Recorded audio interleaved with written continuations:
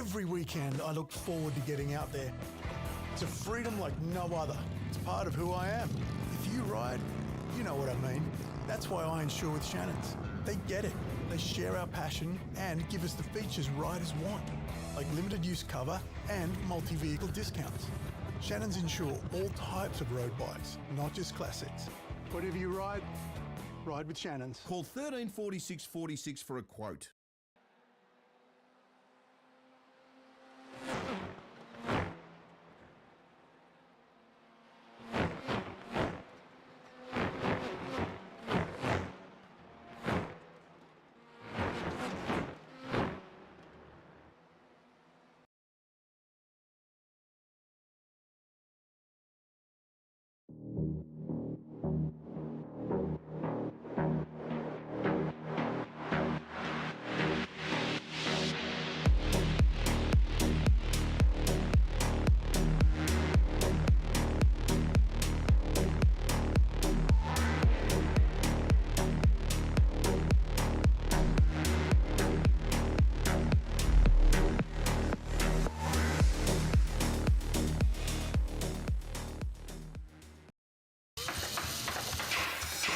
Rare Spares has over 50,000 product lines and releases over 500 new products every year. Your local Rare Spares distributor has what you need when you need it. And as the only restoration company officially backed by Holden and Ford, we take our part in your project very seriously. Rare Spares, more than just a part in your project.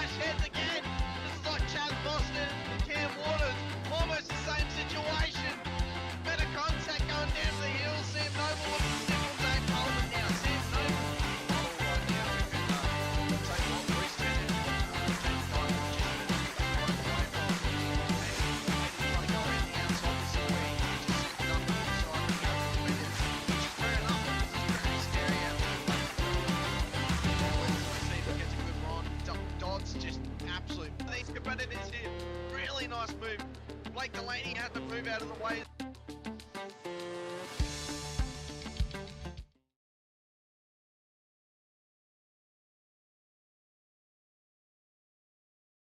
Good evening, sim racing fans. Welcome back to Sim Racing World TV. Tonight we jump back into the world of the open wheelers for the final round of the Shannons Formula 3 Nationals Season 3 here at SRWtv. With final championship positions on the line, it's a triple super sprint event tonight here at Autodromo Nazionale Monza, also known as the Temple of Speed. It's Cowy Sim Racer here, back together with Hamish Munro, who once again is in front and behind the scenes looking after tonight's action. Mate, it's going to be an awesome night and fitting finale for our season here, buddy. Looking forward to it. Mate, I mean, one of the first ever tracks that Formula One raced at here at Monza. It could not be a more fitting finale. It means we've also now come full circle, I believe, because the first race we ever commentated together was TCR's at Monza back in season 2. So we've circled back around to where we started. So, but I'm incredibly excited for tonight. Massive finale. Vella versus Cutajar. There's only a handful of points in it. Cutajar only needs 168 points to win this championship here tonight, and with 200 points on offer, well, he could easily get it done. But if he bombs out, Vella could be there to pick up the pieces and claim that championship at the final hour. It's close, buddy. 33 points separating those two, but Michael does have a big drop round available. So even if he has a poor night, Vella needs to have an absolute scorcher to take the championship off him. It's much the same in the AM classifications as well, with Andrew Lydon almost a certain winner tonight. But the fact that that third race, buddy, is a double points final sprint 20-minute race, that is really the one that's going to throw the cat in the amongst the pigeons. You're going to see that reverse top 10 grid for race 2, reverse top 5 for race 3. And what they may mean is you might see a couple of those really quick guys that are trying to hold on to their championship positions, making sure they're super safe in that final race. Well, I mean, this track is going to offer us a whole heap of different opportunities in terms of changing the race scenario at hand. I mean, obviously, we already have our regular narrative at play, as we've just mentioned, of the championship standings and what needs to happen for those drivers if they want to be able to win the championship. But this place being such high speed with such hard braking zones into those tight corners like turn 1, 2, you can see it at the bottom of the screen there, not only on the track map, but actually on the camera angle as well. You can see just it's hard braking, really, really tight corner. It's a second and then it's a first gear corner. That's going to be one of those spots that we could see some absolutely incredible maneuvers happening between drivers when they're going for overtakes or when they're defending. Both the other chicanes around the circuit as well, they're going to be good for it. And then all the straights that we have around here.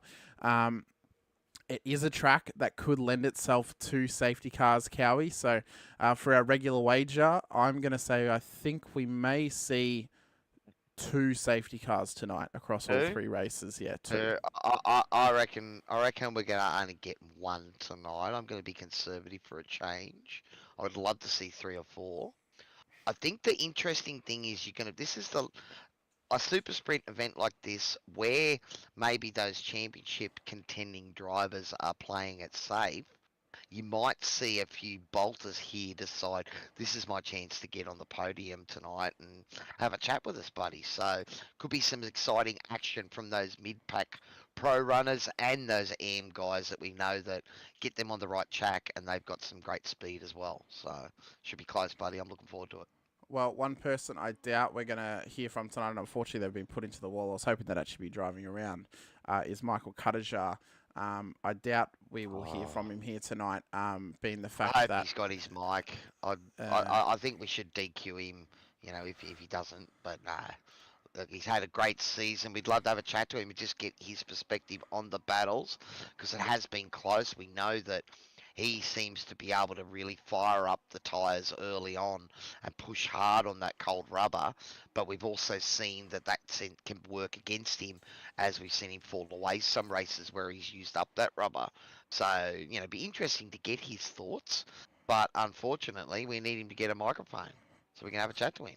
Well, we can see as well here just on the weather on the side of the broadcast. So it's a very hot track out there tonight. It was 44 degrees earlier in practice.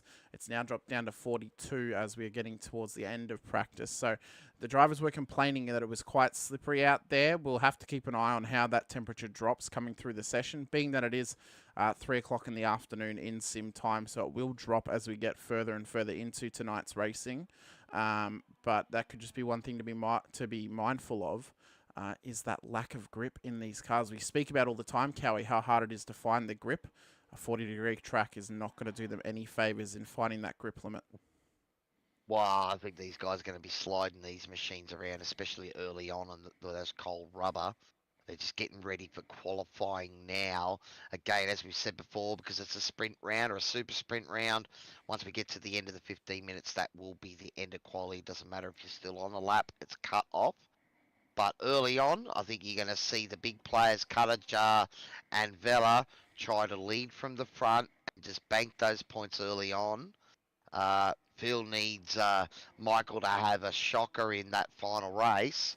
And I think that was Phil deciding to mount the curb back there as he warmed up. So look, I know I think that wasn't Phil. That was his partner in crime, Jay Dixon, I think. Well, Phil is actually right behind Michael Yeah.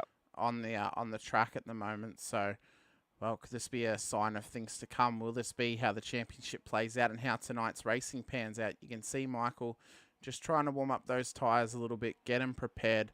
You know, it's going to be a short quali. It's going to get cut off right as the 15 minutes end, as they always do in a sprint or a super sprint format. So these drivers need to keep these times clean, keep their cars on track to set a really good lap time over the course of these 15 minutes. Luckily, though, It's a long lap. It's a long lap around Yeah. here at Monza as well. So, you know, you're talking close to probably, you know, a couple of minutes for these guys to, you know, complete that out lap. And then, you know, the next lap is probably, what, 70 or 80% grip. So it's really not going to be until that third and fourth flying lap is when you're going to see these guys, you know, march those times down. And we've seen it time and time again, buddy. These guys aren't just separated by tenths. It's thousands as you go down the grid, and we've seen some identical times being set as well through the season. It just shows you how close things are, you know, even, you know, all the way down through that middle pack. well, I mean, these guys were doing, the fast guys were doing roughly 1 minute 43s in practice.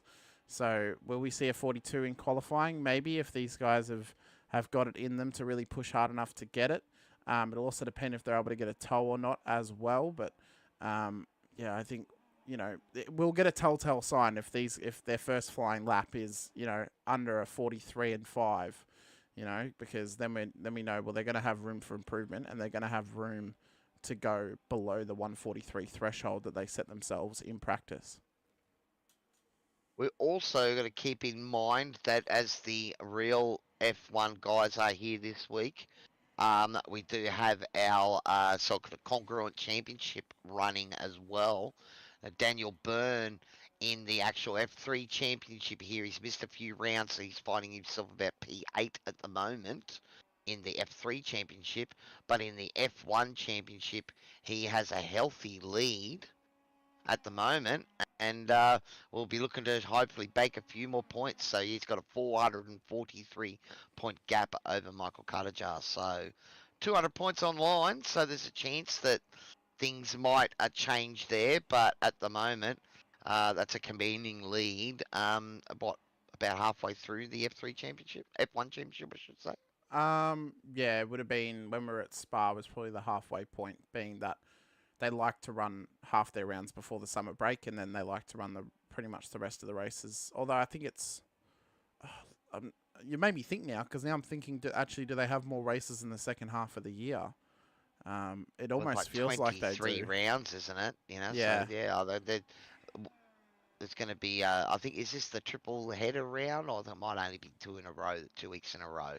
But it was a great race last week at Zandvoort with the weather playing havoc.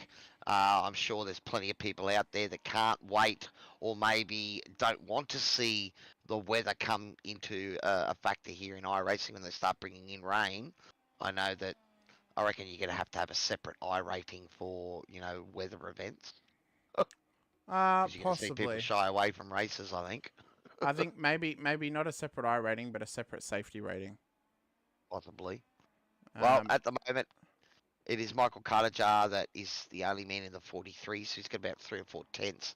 But as we did say, it's still fairly early on in qualifying. Grandpa Doug Gowan's up in P3 at the moment, so he's continuing his strong form this season. And we've got to say, buddy, it's been awesome having Shannons on board. What a great season it has been. These boys have pushed hard and raced hard. We've seen some great action. We've seen some great carnage, and you know, it's been a pleasure, buddy.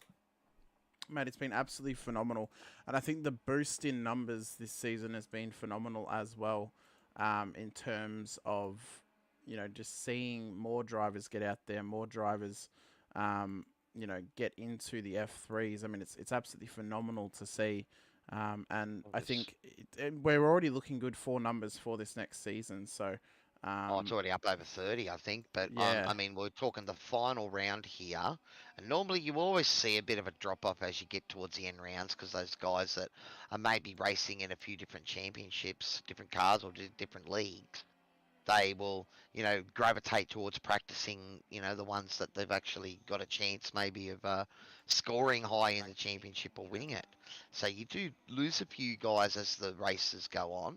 But I'm looking out there, and I think there's 21 cars on track for our finale race. That's awesome. And just to see so many out there still running and loving the league. Yeah, I mean it's phenomenal. I mean, it's looking good to actually have this boost in numbers for the F3s. I think it is actually good now that they are their own series and they have their own night.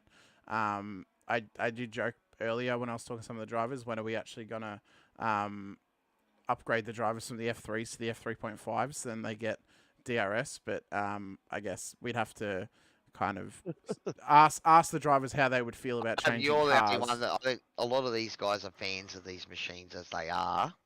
I know that I heard the boys talking before. They think the setups, the gear ratio might be a little bit wrong tonight. There's a bit of hitting the limit points in a tow, I think. So that might make it interesting tonight because we've seen how effective the tow can be. The other thing I was going to say, buddy, is I know our regular watchers and listeners and the drivers, when they watch this back later, will realise this as well. But I think the last 2 or 3 seasons, I've actually missed the finale round, the final round. Now, in each of those cases, the championship's already been decided. So the first time I'm here for an actual final championship round, there's still a chance that things could be flipped. Yeah, I mean, anything could turn on its head tonight. Both championships are up for grabs, although it will be an uphill battle for everyone who is vying for a championship, whether it is the pros or the AMs. Phil Vella's going to have every single finger and toe crossed in the hopes that Cutajar will kind of have a bombed out night. Obviously, we don't want that. We want them to have a fight towards the end and see who will come out on top and who will, want to be able to take advantage of that, I guess you could say. Yeah, well, the same thing goes for Bruce White, who's running second in the AM Championship at the moment. He's 56 points behind Andrew Lydon. He does not have a drop round available to him, and Andrew Lydon has a 55-point drop round available to him. I'm sure that both of those drivers will be looking to score way more points than that, but it's going to be interesting to keep those guys in mind. Andrew Lydon has shown, though, in qualifying, he's been able to mix it with the pros, whereas, Bruce has been really strong with his racecraft and, moving his way through the field and holding position, but he hasn't been able to qualify quite as high as Andrew has through the season. Let's look at this for a second here. Brad Hudson, P4 overall at the moment in qualifying. P1 for the ends. He's done a 42.255. He's outlapped Andrew Lydon by 2/10 of a second on his fastest qualifying lap. We're just over halfway point of this qualifying session now. Could we see Bruce get an inaugural? I think it's an inaugural pole position for the amateurs here tonight. Brad? Yeah, Brad Hudson. Sorry, not Bruce White.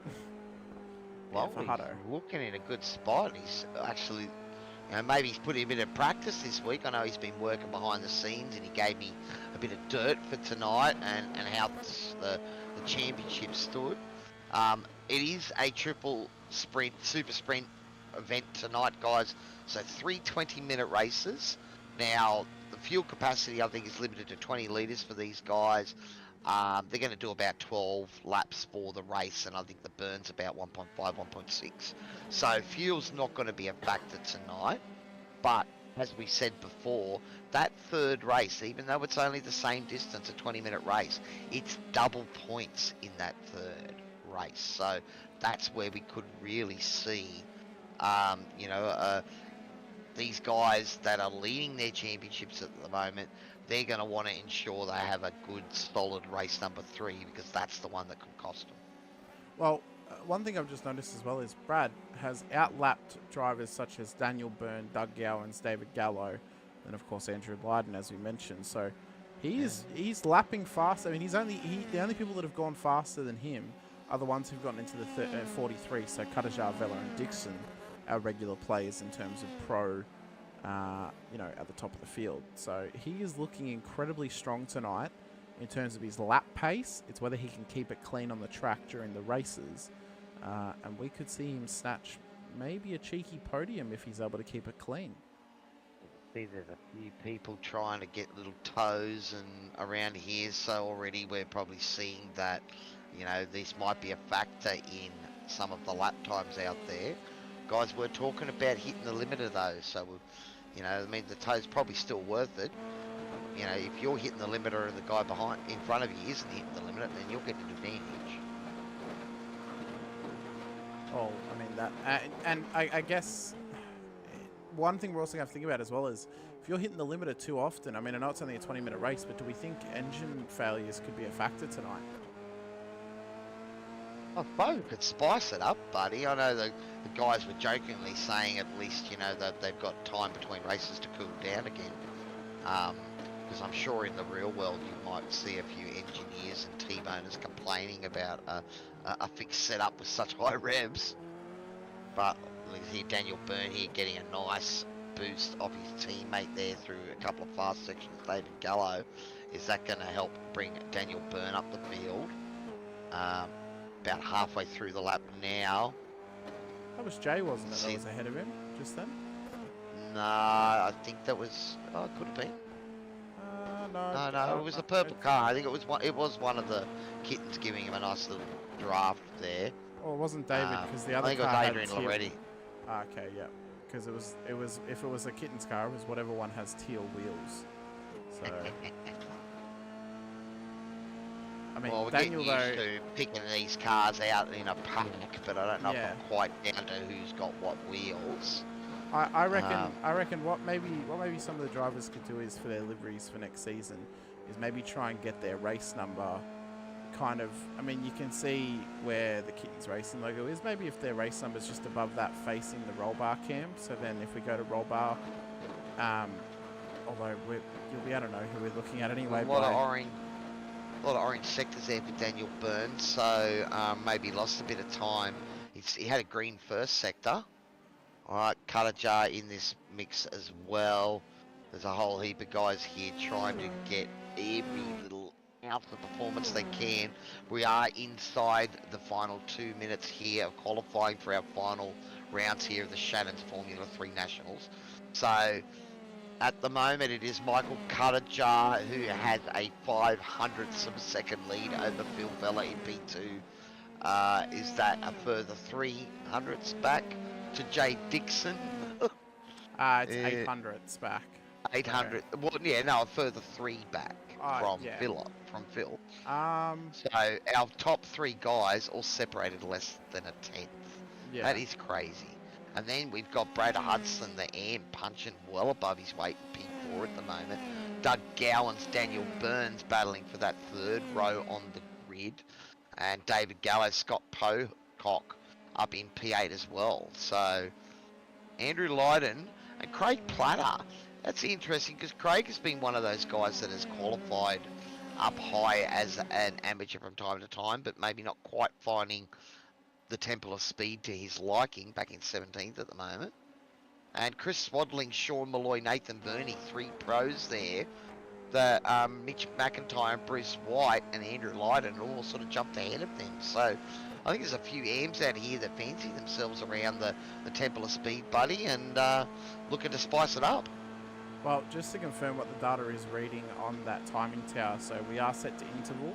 So that is the time between the driver that is directly ahead of them. So Dixon is 0.08 behind Vella, and then Hudson is a further 0.43 of a second back off of Dixon. So, as we've said before, buddy, when you look at a timing tower like that, which I love, everything is orange. That's how close this season has been. All the way down to 20th, these guys are racing so close with each other. 20th might not be on the same pace as first, but he's on the same pace as 19th and 18th and 17th and 16th, and then there's suddenly 5 or 6 guys that are all racing together. All right, we have come to the end of our qualifying session for the first race of tonight's super sprint event here at Monza. And it is Michael Cutajar who has taken out another pole position ahead of Phil Vella.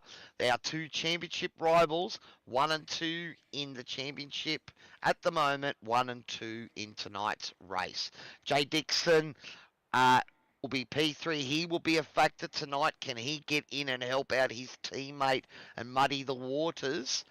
Brad Hudson, JWME Motorsports P4, leading Am, has jumped right up into the top, so he'll be looking to try and maximise his potential tonight. Doug Gowans for Velocity Sim Labs, David Gallo for Kittens Racing in row 3, those two guys. Daniel Byrne and Andrew Linitz and all Kittens, row 4. Scott Pocock and Adrian Loretti, so the Red Rocket Machine. Scott Pocock just getting in the mix, of a bunch of Kittens, and he might have to watch out for himself because I reckon there's plenty of claws around that pack. Mitch McIntyre, Bruce White will round out the 6th row. Chris Swadling and Sean Malloy, two pros that find themselves with a few AMs in front of them, but they'll be looking to try and move forward. Nathan Gardner and Nathan Verney, the two Nathans sharing row 8 on the grid. Nick Ryan, Craig Platter, and Matty Gerard, Callan Hodgkinson making up the 10th row. We've got Matt Tessiero and Tyler Sheaf, Greg Johnson and Danny Matisic. Kevin Wakefield and Stephen Brooks of Oakley made it on board as well. 26 cars out there, and our race controllers, Greg Barber and Stephen McCartan. Well, here we go, buddy. It's the final round. The lights come on. We are ready to go. It's going to be a cracker night. Let's see, can Cutajar lead this one away, or is Vella and Dixon going to try and throw a spanner in the works? Well, Brad Hudson's got a great launch there, trying to find some room. Cutajar going the middle, trying to cover both DFR cars. And who's that up the inside? Is that David Gallo, I think, that's jumped up into P5 with a nice move there as well. I think he might have been P5 on the grid, but he had to make it work. Oh, there's a car out on the grass, into the fence there at the back. Chris Swadling, I think that is back there. Yeah, it was. He's So been he taken does out. get going. I'm not sure. It could have been a curb that looks like there's a little bit of damage on that rear diffuser. So I have to see if that's enough for him to keep driving, or he might have to come in to get that fixed. Problem is, 20-minute race, you fall off the lead pack and you're not going to make it back. One Well, safety we can car, see I now. said 2, you said, buddy. So Yep. I don't know how many chances we're going to get tonight, but it is Cutajar leading away the Downforce Racing boys, Jay Dixon and Phil Vella. So Jay's got ahead of his teammate there. We can see as well, Brad Hudson has actually dropped down a couple of spots off the start as well, allowing Gallo and Byrne to get just up ahead of him here into P4 and 5. But he's in a battle at the moment with Byrne actually just in behind them. So let's just keep an eye on Gallo. that one. Gallo had a cracker start there, so he must have made a big move on Brad as well, and Brad got caught on the outside. And you can see now we've got a couple of different trains here. The boys trying to go 3 wide as they're coming down to the back section here at Monza. And such a fast corner, this whole... Oh, be right on the edge of limit, feeling the rear of the car dance around on you. And we're going to try and have a look and see what's happened at the start here. So, all right.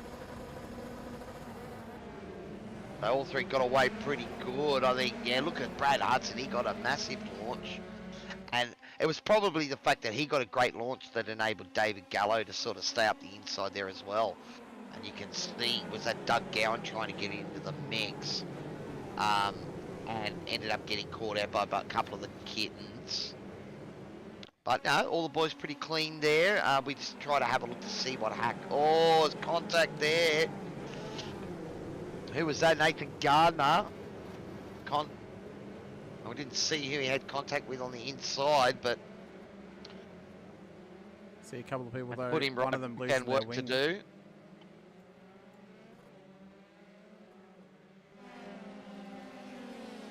Yeah, looks a bit bent up, I don't know. Alright, but here we are at the front, and something has happened to Jay Dixon, or David Gallo has got him in the tow, and Phil's got him in the tow as well, so while we had a look at that replay, there's been a bit of a change at the top of the order, and it's championship leader, championship follower, 1 and 2, racing 1 and 2 on track, and this is exactly what we wanted to see, buddy. These two battling it out, and Phil getting a nice draft there, positioning the car perfectly. So I think, you know, one of the things about the Temple of Speed, buddy, you're going to see the draft play a big part. And if that Phil's got it done there, you can see Michael already lining up another run at it, and he's going to take this spot back. Yeah, I think, you know, Michael's a smart. Both of them are smart drivers. They know this is going to be.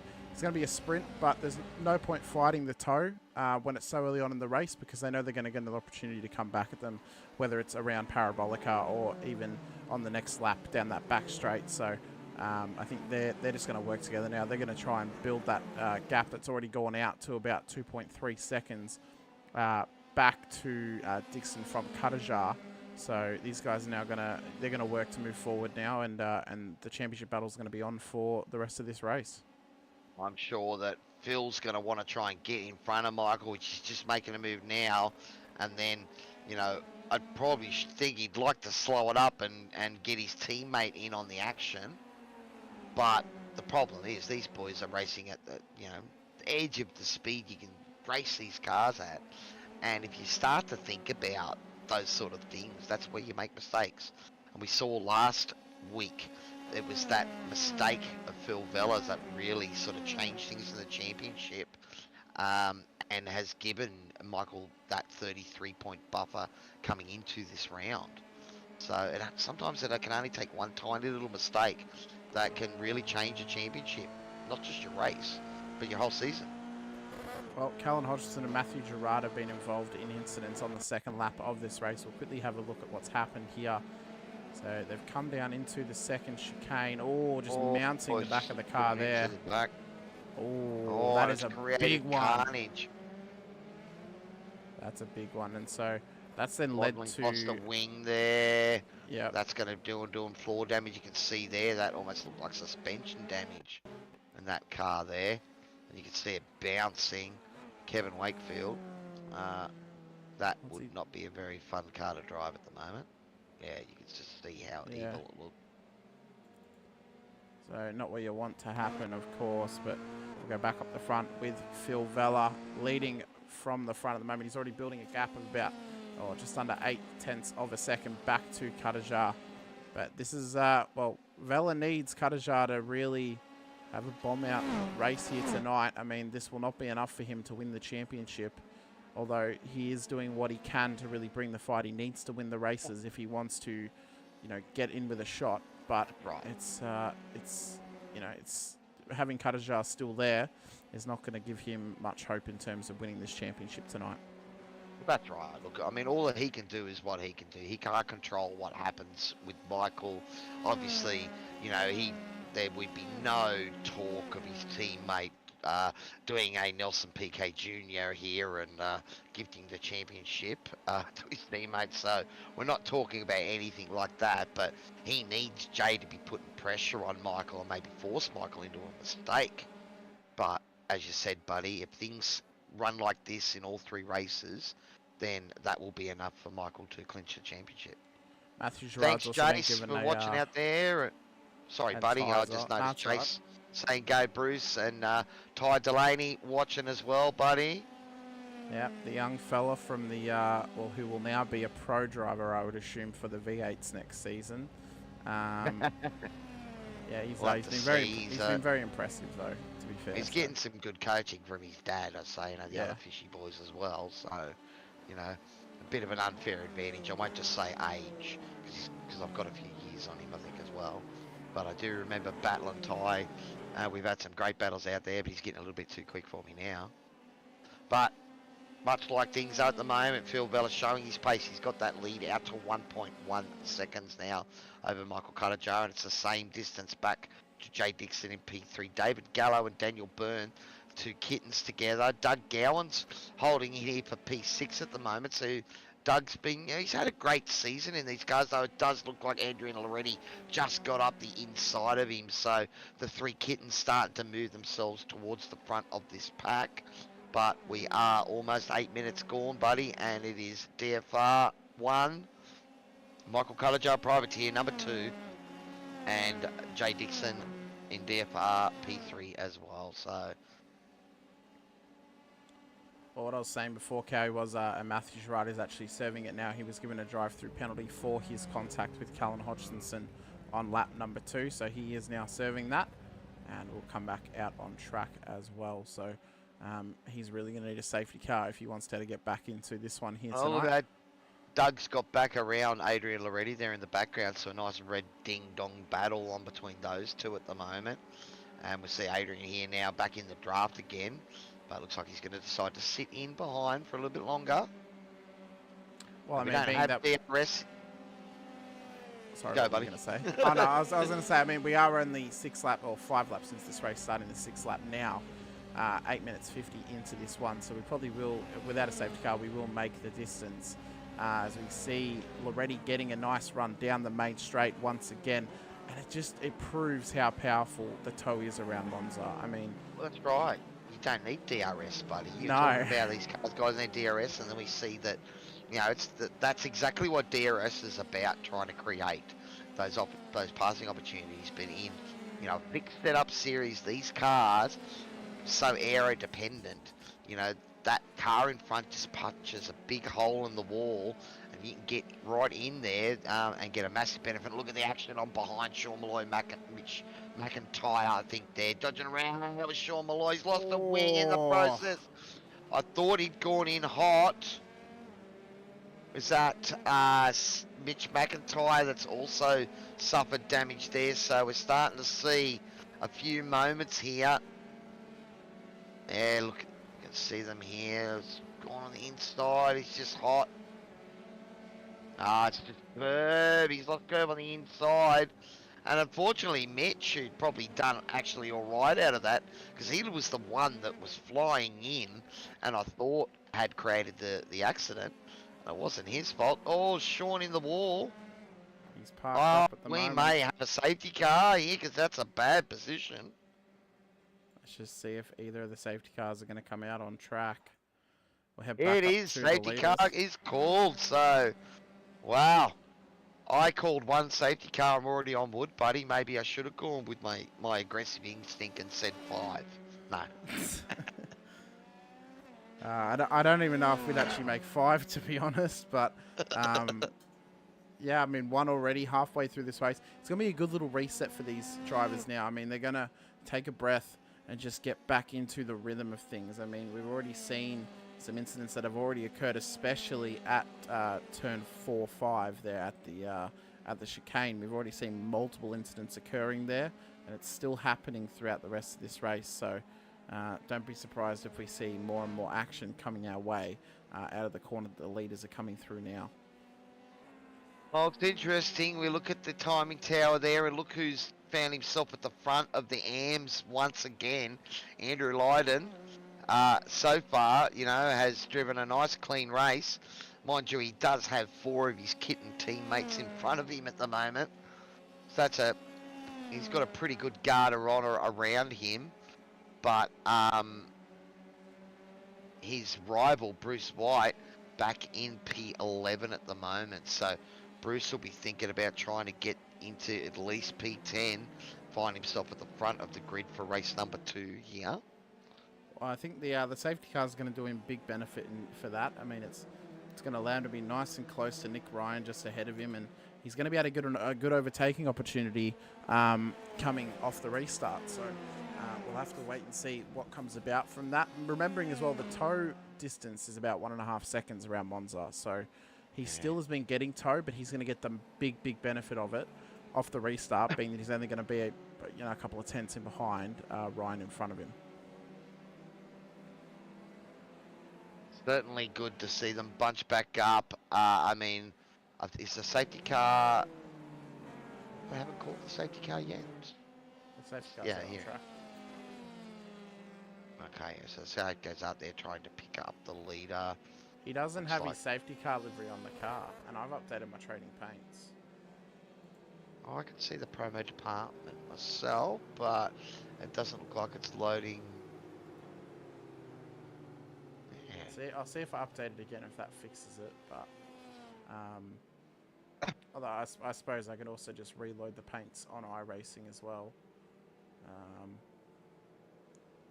But yeah, Stefan rolling around in the safety car this week. We'll see if we can get the correct paint job on that car. What this is going to do now as well is any drivers who might have been a bit far down off the leaders and stuff like that, this is now going to bring them back into the equation onto the back of the pack. So Kevin Wakefield, he was a fair bit of time down. So this is now going to allow him to come back into play in terms of being at the back of the field, but right bunched up behind those drivers that he'd been left behind from pretty much by being forced to come into the pits. So but we're probably going to have another lap after this one, buddy, as the field's still sort of catching up. And if that is the case, you know, we're probably only going to get about 2 or 3 laps of running. It does not look like the safety car is pulling away or anything at this point in time. No, so still sitting nice and close to the field. I think the safety to car bring is up that actually, track map. just heard on the radio, slowing down to try and help bunch the field up, because I think his intent is to try and clear it this lap if possible and get these guys running and racing. Well, there is a fair distance between the back of the train and the last car on the grid, being the 444 car of Scott Pocock. So, yeah, they may be able to catch up. I doubt it though. As well as the 313 of Sean Malloy's now coming back out of the pits as well. So you'd almost have to argue they kind of need to go for another lap just to get everyone back into the back of the field. So although the safety car is pulling away from the field, buddy. So we are going to go green this next lap. So he's giving everyone as much of a chance as they can to catch up. And you can see a few of the stragglers all making it onto the back of the grid now. So this is going to be imperative that Vella gets the perfect start here off the restart. Dixon, if he wants to help out his teammate right now, needs to get past Cutajar. That is what is going to need to happen for the rest of this race. We're going to have about 4.5 minutes to go of this race, so we're probably going to get about 3 more laps, I would argue, as Vella has gone on the entry to the Parabolica. And we are under racing once again here at Monza. You see him all It was interesting to see how Cutajar was trying to read that and was staying out to the left. See Vella just trying to break that Dixon toe. or a bit of weaving down the straight there, and Dixon trying to go around the outside. Just gives it up at the last moment. Bit more sedate from the 3 kittens in behind, but they'll be looking to try and act as a posse and apply pressure. Yeah, Dixon now going up the outside. It will be the inside of that corner, but the outside for the second track. Cutajar holding that inside line, but Dixon, close racing. Last thing Cutajar needs is contact there, but that's good close racing. And I'm sure that's the last thing Jay would want to be involved in too. No, will be that's contact. Right. Gardner has dropped down the order further back through the field. We will cut to a replay of it in just a moment. But while this battling is occurring, we almost have to keep an eye on it, as it has massive championship implications depending on where Cutajar finishes this race. See him there, he kind of tried to fake out Dixon on the protection of the next corner and then went back to the regular line under brakes. Maybe just trying to break that toe a little bit as well. Yeah. As you can see now, Jay Dixon is under pressure from David Gallo. And you can see them all here. Look at the snake winding up and down. And look, David Gallo making a move up the inside. A great move. He's running hot wide though, and he's going to give it back up. And he's possibly going to be vulnerable to his teammates here. Though that wide line has actually given him a great run heading down to the first chicane. It looks like he's going to make a move at it. Cutajar getting well over to the right to stay out of the draft. The boys are playing games. That's when you know how effective the draft is. They're trying to break it at every opportunity. We'll keep an eye out on race control to see if they've got any words of wisdom. They normally don't like to see a lot of weaving down the straights. But so far it's all quiet on the comps. See what's happening here, Nathan Gardner. And it's happened again at this chicane. You see me, he's got Tyler Sheaf ahead of him. Oh, he's just lost it gone in a bit mid-corner. fast, yeah. Just trying to get the weight transference of the car to happen there properly, and it maybe a little bit early on the gas or stayed on the brake a little bit long, but she just started to rotate, and sometimes it can be really hard to catch them and get it to go the way you need it to. Well, this is an intense battle at the moment for P2. Oh, as one of the cars goes wide back further in the order, I think it was Andrew Lydon possibly going out wide there in behind these boys, or was it maybe Sean Malloy? I know Bruce White was down one spot, and he has jumped back up into P11, so he is real. Matt Tessio running P10 at the moment. Oh no! And Bruce has lost it. That's going to make it all but impossible for him to fight and get to the front of the grid for race number 2. Tyler Sheaf, something's happened to Tyler as well. And on the radio, broken car, but I think inside the last 5 minutes there won't be a safety car for that. But maybe we can see what happened to Tyler there. Let's have a look here. So we saw what happened to Bruce through this corner. So you see Bruce go off. Tyler goes to avoid him. And then, yeah, just contact. Unlucky because Tyler was actually trying to avoid contact with Bruce there, and it was the boys behind that were just full throttle. And contact, we'll have to see if that hurts any of them as well, because Mitch McIntosh, Brad Hudson. Oh, has there been a massive moment from those boys? I've just seen a bunch of red come up on SDK. And Cutajar and Gallo battling hard. Vella's checked out. He's 3.5 seconds ahead. He's got clear of this battle. But these guys are going to continue all the way till the checkered flag flies. It's our first of 3 races here tonight. Remembering that these guys are going to be starting further back down the order. Can we see what happened to Scott Pocock, Mitch McIntyre, those boys? There was a massive moment. I think 4 or 5 of them got caught up in something there, buddy. Well, Nathan Burney now with a moment as well. Let's just quickly get a view of it. We are on the last lap though. We can see here they were coming into turn 1. Is it a 4-way problem? Oh, and it's just created a bottleneck at... Oh, look at it. Oh. So that was the reason. Yeah. All right, we come back to the front. And Phil Vella will take out heat number 1. Exactly what he needs to do. Looks like Michael Cutajar. Drag race. Oh, look at it. Cutajar gets home in 3rd. Gallo comes home 2nd. Did Jay Dixon get 2nd there? No, because the finish line is further back. Oh, it's from further the start back. line. Yeah, so Cutajar hands on the 3rd. Gallo snatches P2. Dixon, Byrne, Loretti, Gowans. All of those times, there is, well, it's under a 10th separating Cutajar, Dixon and Byrne, and then, under a 10th again for Loretti and Gowans behind them and Byrne.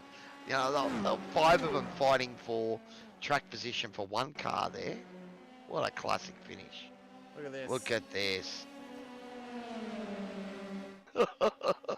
Just look at them all spread out. So that's where the finish The line F3 is. So race or a NASCAR.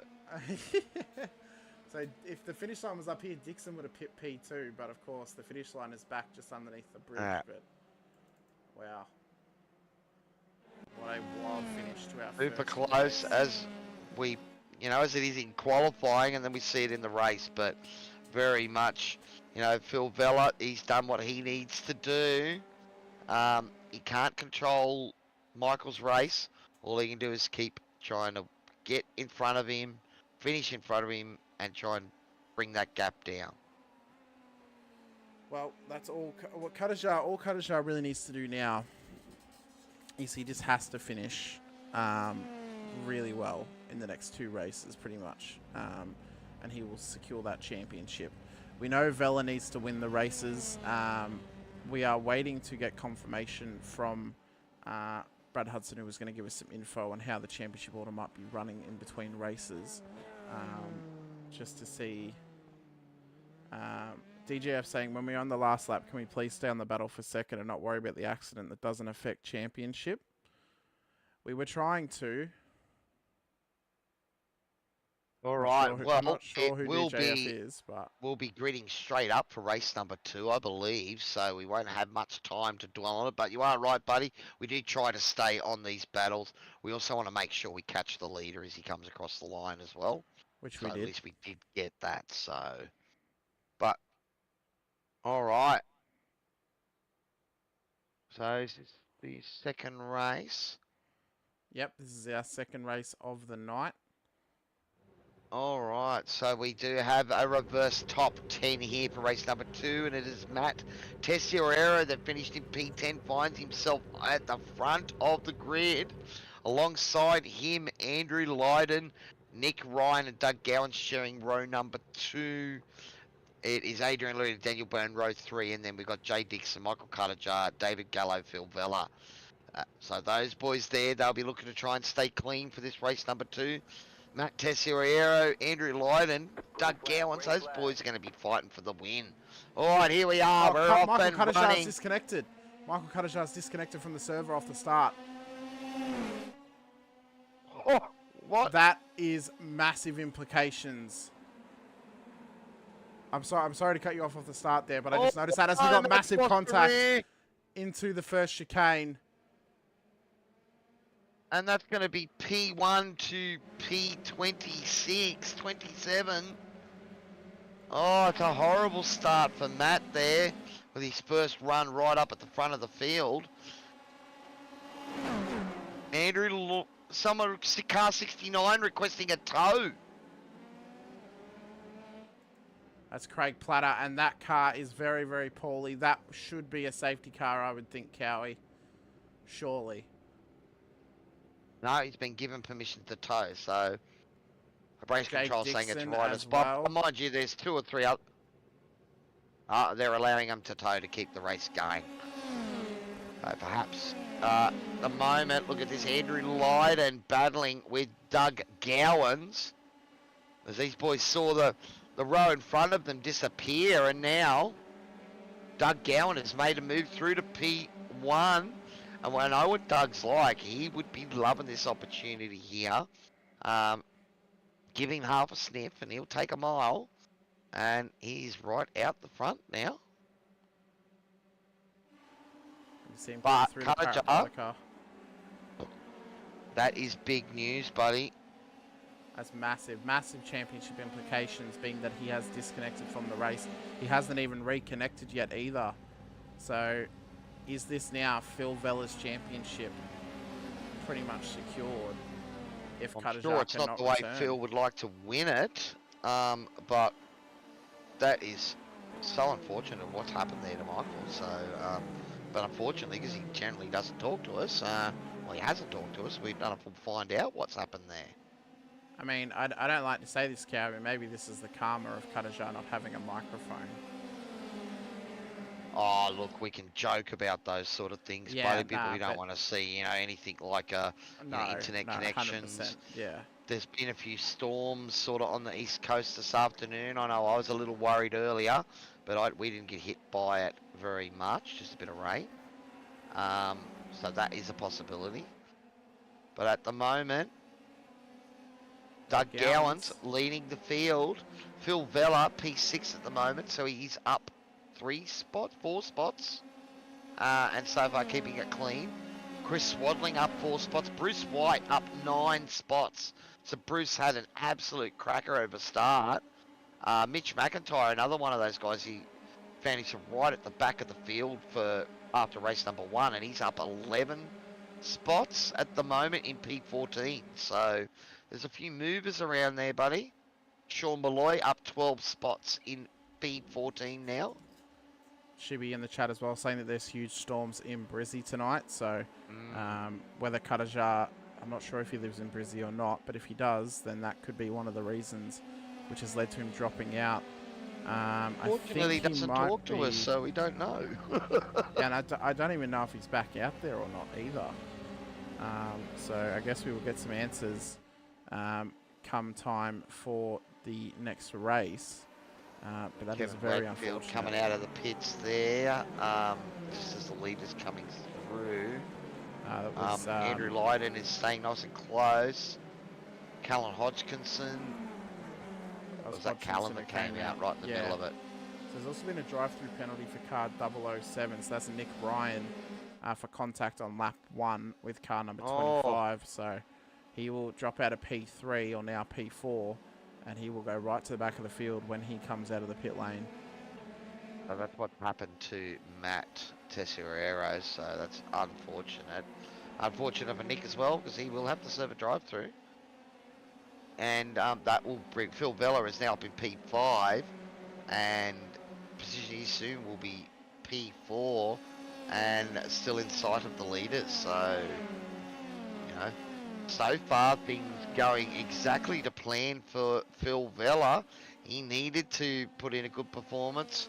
Cutajar back out on track. Looks like he has.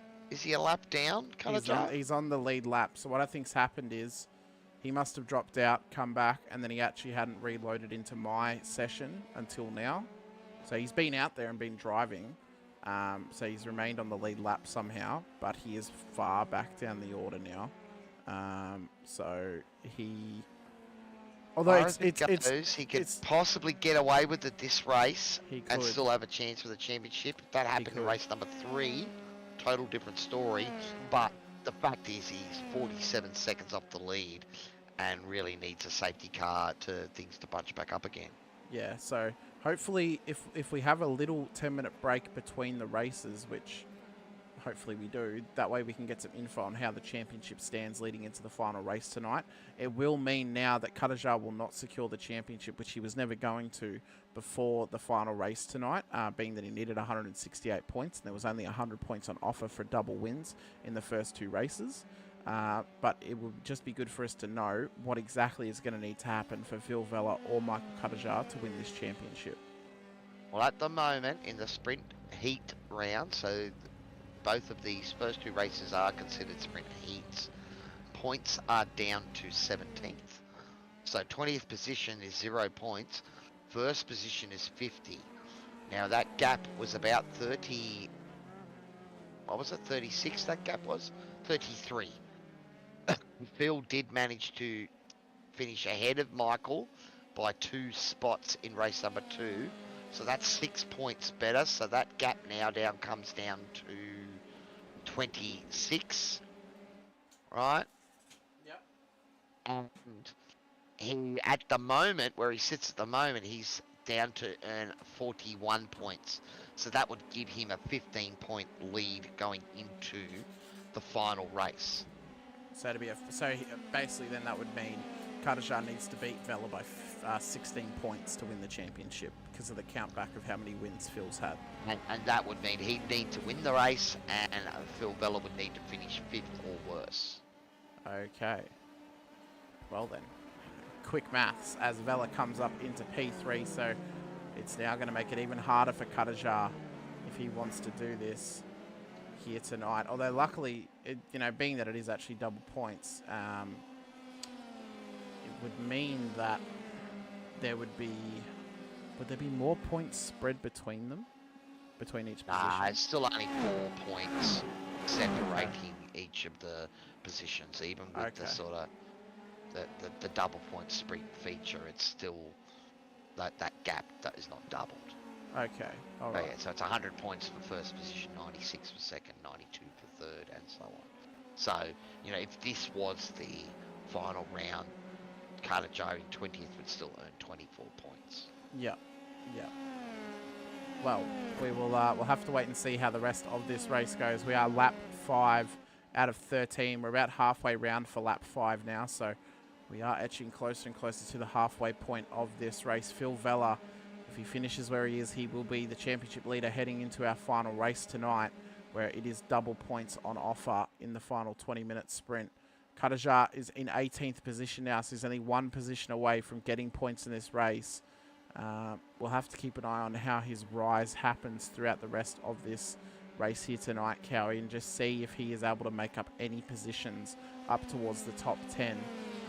What it is going to mean, though, is he's going to be starting further back in the field than what Phil will in the next race. Assuming if Phil were to win this race, he would finish out of P5. making a move for P2 now. Phil Vella looks like he's going to get it done easily on Andrew Lydon. Just that bow and able to position the car on the inside and gets the job done nice and cleanly. We haven't seen what. So I think Jay Dixon must have got caught up in some of that mess at the start there. He did. He did. We So saw his car. His car is- was absolutely mangled very early on lap 1. So, but he's back out there. He is a lap down on the leaders now. So he'll be hoping for a safety car if he wants to get back into this. One person that will not be hoping for a safety car, though, is Doug Gowans, because he does not want to have Phil Vella right on his tail on a restart. He wants to try and keep this gap at what it is, or at least, you know, slow Phil down from trying to catch him so he doesn't have to defend for as long until Phil, we would think, would inevitably get him for the position. So, Well, we obviously haven't hard. talked much about Jay's position in the championship, buddy, but he's currently running P3. He's 41 points behind his teammate. But importantly, he's about 130 points ahead of David Gallows. So I think even with what happened to Jay there in race number 2, even if he has a poor race number 3, I don't think that's going to take a third away from him in the championship. Of Well- course, you know, if he had been near the front and both 1 and 2 falter in race number 3, that he could have been could be a surprise winner. It's Well, he not could. decided yet, but It's going to be, I mean, it's all still to play for, of course, but what it is going to mean is we now will have a new championship leader coming into the final race, which is going to shake it up a hell of a lot for tonight. Cutajar, though, is now up into P16, so he is getting points now in this race, but he has to gain 8 seconds on Matthew Girard ahead of him if he wants to get into P15, so he'll We've at had a least be couple getting of some guys. points. so we've had a couple of guys have some little off tracks there. I think that has he's passed Nick Ryan, he's passed Danny Matisic. Kevin Wakefield as well has had a couple of incidents. Oh, he's had a Oh, big one here. 033 requesting a tow as well, buddy. Greg Johnson, is it? no, it's Oh, Kevin it's a Wakefield. broken Kevin Wakefield, broken car. That is in a spot. It is close to a marshal area. No, it is bringing out the safety car. Well, my prediction is done already. It's been a night of action. Just what the doctor ordered for Michael Cutajar. Is that the spark that he needs? And, mate, we said that tonight it could be spicy with a championship. But wow, it's getting really spicy now. It is. Jason, asking your question where Bruce is in the championship. He is sitting P2 in the amateur championship. He's 56 points behind Andrew Lydon. But Andrew Lydon has a drop round of 55 points available to him. So effectively, you know, he's probably going to score more points from that tonight. But yeah, Bruce needs to be ahead of Andrew. And currently it's Andrew Lydon P2 on the track. P4 on the track, I should say. And Bruce White P7. So, you know, Bruce needs to start getting in front of Andrew. But again, same caveat applies. If Andrew Lydon has a terrible feature race and Bruce has a screamer, it's still up for options, isn't it? It's still there, mathematically. Nothing is over tonight until that final checkered flag flies and we get our provisional championship order to us by the end of tonight's races. So it's all up to play for pretty much tonight, Cowy. Everything is on the table. It's like walking into a casino of racing in terms of what you could do tonight in terms of a championship outcome. So Cutajar, though, P16 at the moment. What this will do is it'll bring him right up onto the back of Matthew Girard, Greg Johnstone, Matt Tessiero, Mitch McIntyre, those types of amateur drivers. Yep. So And what he's it in the will points. mean is he is in the points. So what it'll mean is he will, you know, he's arguably quite a bit faster than those guys. What do being we that he's say, that setting gap? 43s. All right, so looking at it, so at the moment, Phil Vella is on for 47 points. I mean, the gap bridge to Doug. We'll have to see how Doug does well to fight him off. But I'd say Phil's probably odds on to walk away with 50 from this. we were looking at the math before. He'd taken 6 points out of Cutajar in race, so the gap's 27 at the moment. Yep. Right. So 27 at the moment. So when we look at, if we look at the thing, well, we'll look at 27. Means if Cutajar gets up into 10th, that gap is 27 points from 1st to 10th. So if Cutajar can make it inside the top 10, he will still have a point lead going into the final race tonight. Well then, Right. imagine if he makes it to P10 and we go into the final race with both of them With tied them on equal. points. That's it. Now, Mate. remembering as well, if they actually tie on points at the end of the season, the championship will be decided, I would assume, on count back. So whoever's actually won more races, that would go to Phil Vella, who's won more races than Michael Cutajar this season. So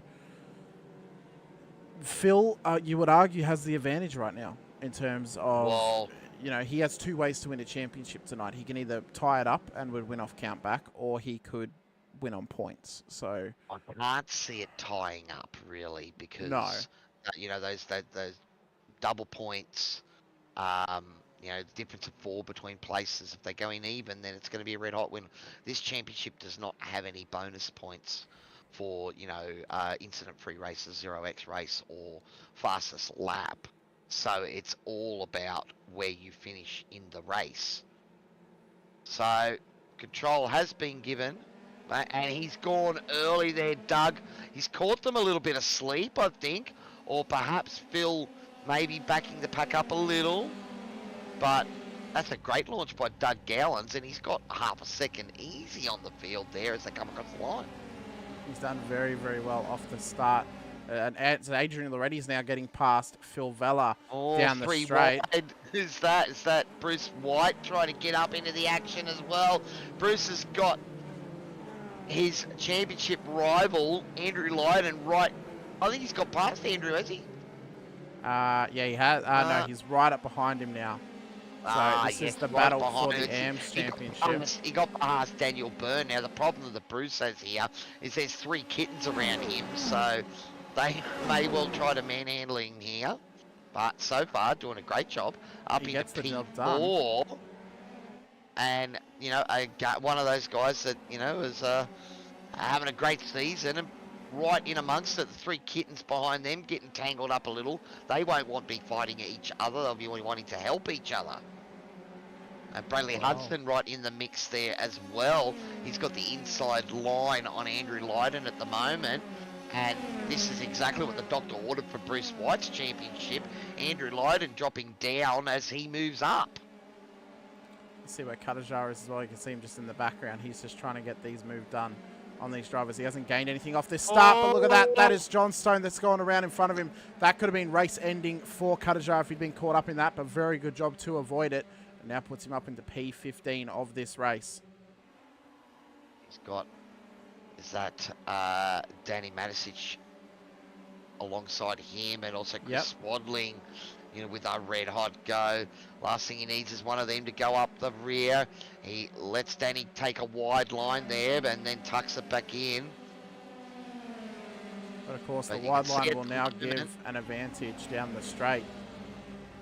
The thing is he doesn't want to be battling with these guys. He wants to clear them and make sure he's close enough to get the toe of the guys in front. You can see 3, 4 wide here. The boys trying to fight from room. I think that is Nick Ryan back there. They couldn't find a way through, I think. Yep. And we can see Cutajar getting up the inside of Swadling. He's not letting them run away.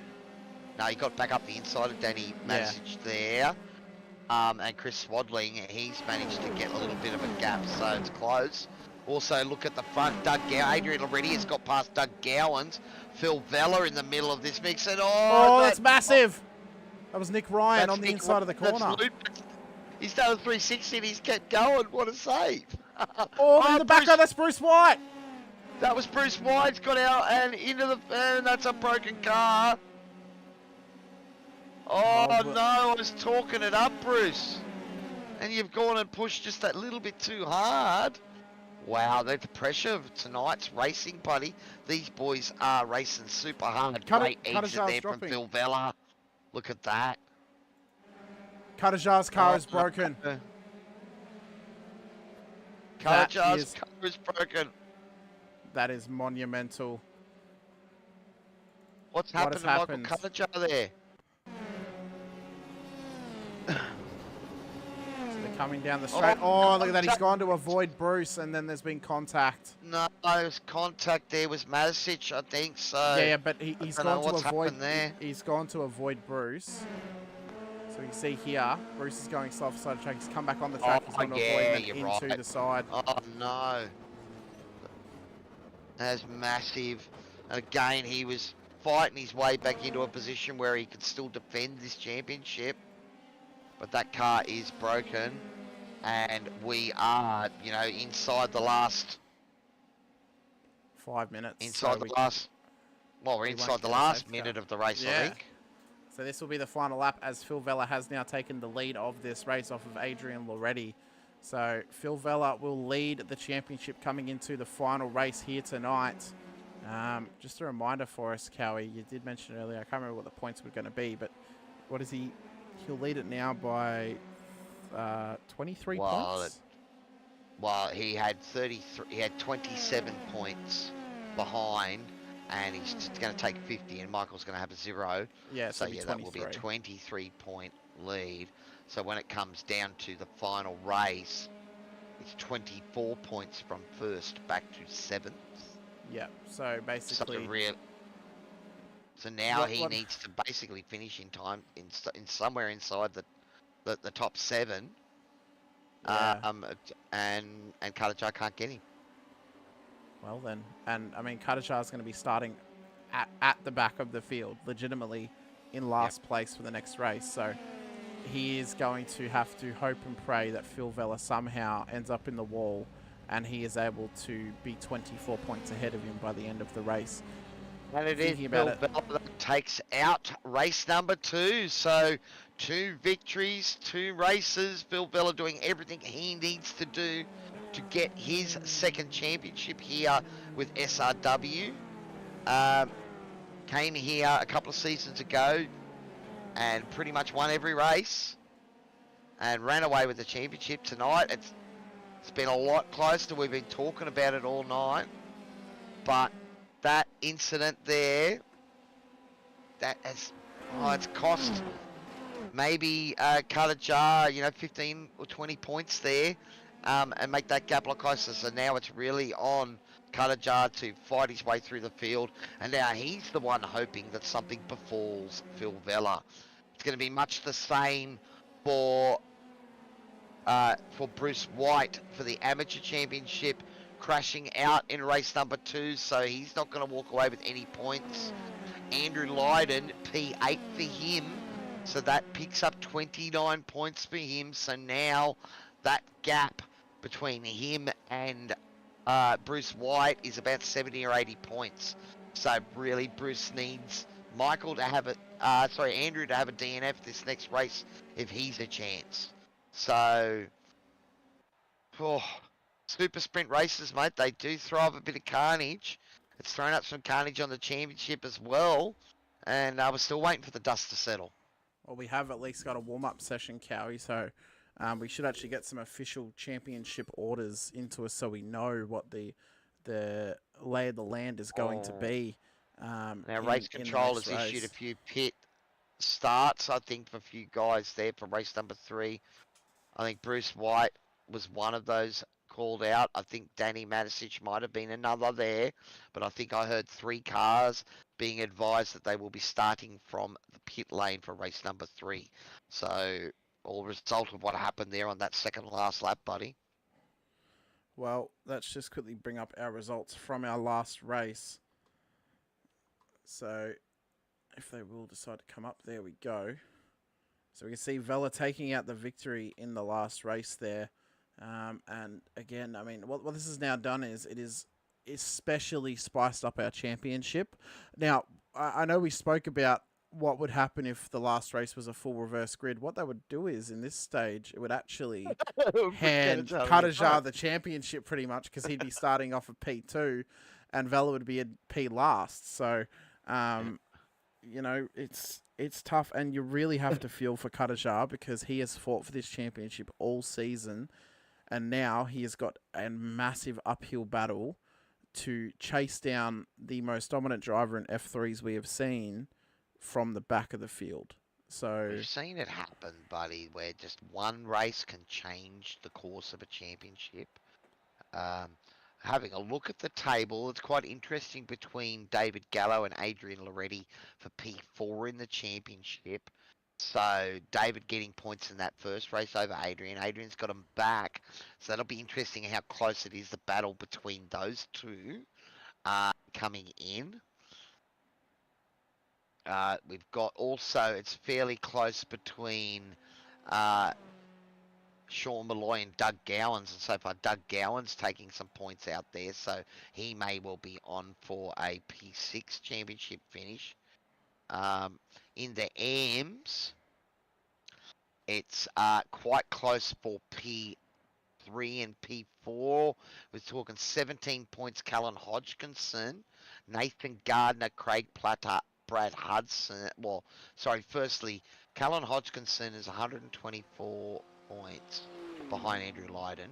Nathan Gardner's 141, so that's 17 points. Craig Platter a further 1 point back there. Do you want to bring up the results of race number 1 and 2, buddy? Or I might have a quick look at that, because the battle for third in the championship could be on the cards. Callan Hodgkinson, so heat 1. So we're looking at Callan Hodgkinson, Nathan Gard. Yeah, we want heat 1. We want heat 1. Yeah, we're on heat 1. We're on the amateurs. No, we want to have a look at the full ladder because of the way the points would work. Right. So Callan Hodgkinson, Nathan Garder, Craig Platter, Brad Hudson. Let's have a look where they are. 14th, 15th, and 16th. So Gardner finished ahead of Platter and Hudson. All right. So where did Hodgkinson finish? He's behind them. So so that was completely reversed, really. So Gardner picks up, what's that? Gardner picks up 9 on Hodgkinson. He was only he was 17 behind, right? So there's 8 difference there now. Craig Platter, he picks up 6 on Hodgkinson. He is a fair way further back, so he's about 88 points behind Craig. So Bradley Hudson there. So Craig Platter, he has got 6 points on Cullen Hodgkinson. That brings him to 12 points off. So I think the way it's looking at the moment, Cullen Hodgkinson has an 8-point lead over Nathan Gardner, who has a 4-point lead over Craig Platter. So all 3 of them, so we're talking 12 points separating 3rd to 5th. So this race and the position here is going to matter. So Hodgkinson, he needs to finish no more than 2 points behind, 2 places behind Gardner or Platter. Or they're going to they're going to take it off him. I think he can afford an extra place if Platter's ahead of Gardner. But it's all to play for still. It's incredibly interesting. It's all to play for. Ironically speaking, Nathan Gardner, we have actually got a comment from Macabre321 saying, "Is Car 22 going to get its own highlights package? Spent more time facing backwards tonight." He has had a couple of moments there, Nathan. Pushing hard. I'm sure he realised he was in the hunt for P3 in the championship as well. So, and look, I'm an amateur myself, man. I know how hard I fight, and we might say that we're in it just for the racing and the great battles and all that sort of stuff, and I definitely am. But it doesn't mean that I don't have a sneaky look at the championship ladder and see where I'm standing, as it goes on. Well, I mean, DGF as well saying terrible luck for Cutajar in race 2, drop out, then accident. Yeah, I mean, it's likely now probably cost him the championship, unfortunately. I'd be sending an email to whoever his internet provider is and asking them to compensate him for that loss of championship. I was going to say, I'd also make sure he cancels his lotto ticket for the weekend because I don't think he's going to win anything. Yeah. Now, Bruce White with a 0 there. That is interesting as well, right? So Callan and Hodgkins are about 14th, 15th, you said. So not a lot of points those boys have picked up. So maybe picked up 15, 20 points on Bruce. Remembering as well, just quickly as well, I just thought I'd mention this. If you guys, it was so GGF. So because I actually can't get a replay of it because we're at a different point of the session now. So that was the reason why I actually looked at that incident earlier from race 1 before the race actually finished, because I wouldn't have been able to look at it after the race finished because it would change over to the second race. So it wouldn't have actually given me the option to have a look at the incident again. But pretty much how we saw it was Bruce was off the side of the track.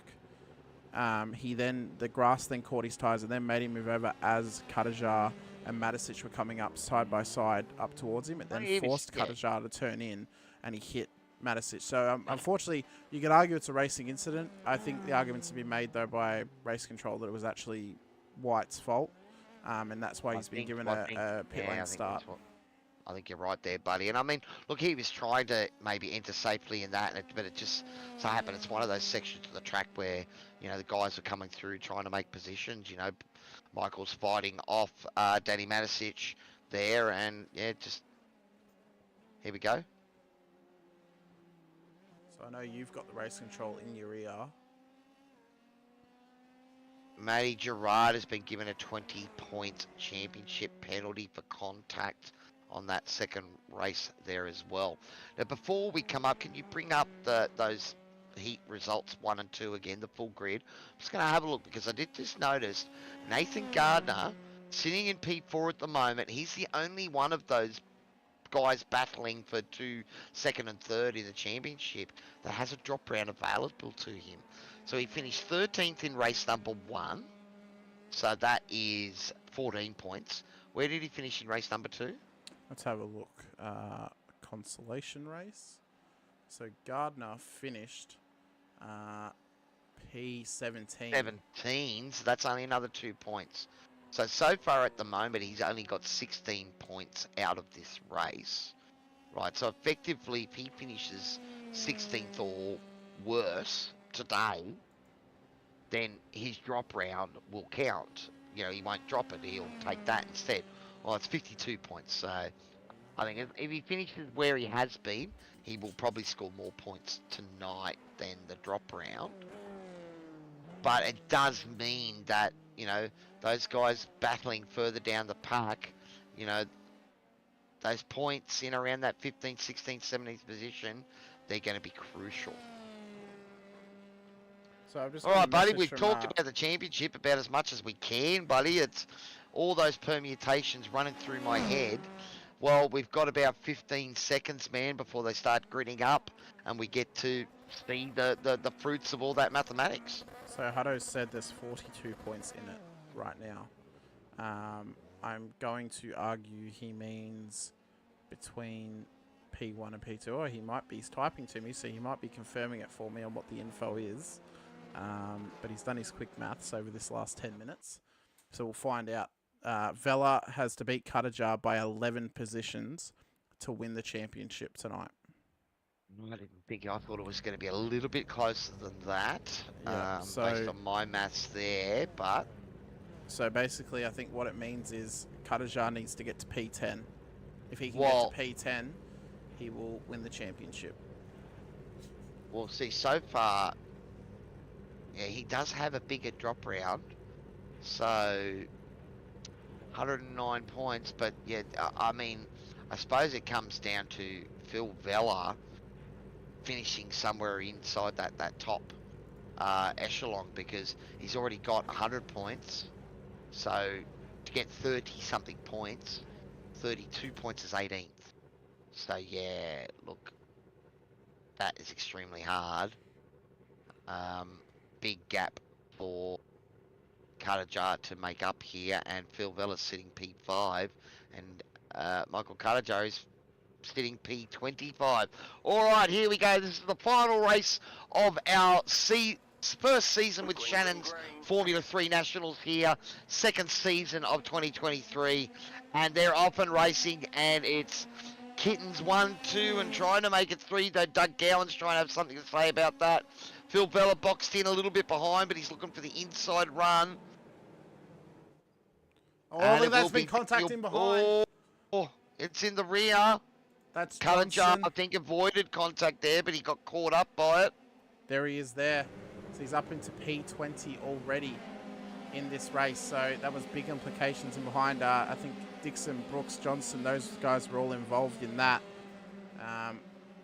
It says Cutajar's crashed, but I think it's because he actually slowed down. And that's why that said that. I think he got caught up in it, yeah, but that's been Jay Dixon's like Brad Hudson there. Has he had a moment as well? Yeah, he has. I see he reversed back out of the way, so I'd say he's looped it on the chicanes there. We will try and stay with the action at the moment, have a look at some of the things going on. Ahead. Oh no, There he is there. that is Danny Matisic, is it? On the inside there, I think. Oh, how does Cutajar go? No. And even the live timing didn't know what position he was in off that. And I know we should be focusing up the front, but this is going to have big implications if Cutajar gets taken out at the start of this race. Remembering, he is surrounded by amateurs at the moment. All the guys that normally get involved in accidents, he has to avoid them off this start and just try and build, on it. He needs to keep in line. Oh, there goes no. Brad Hudson. Oh. I don't know if there was... Yeah, I know. The tree comes up at the end of lap 1. Thank you very much. We bring it up at the end of lap 1 normally, so... Alright, here we go. So you see Cutajar, P17 at the moment. Byrne and Gallo, these guys want to try and stay out front.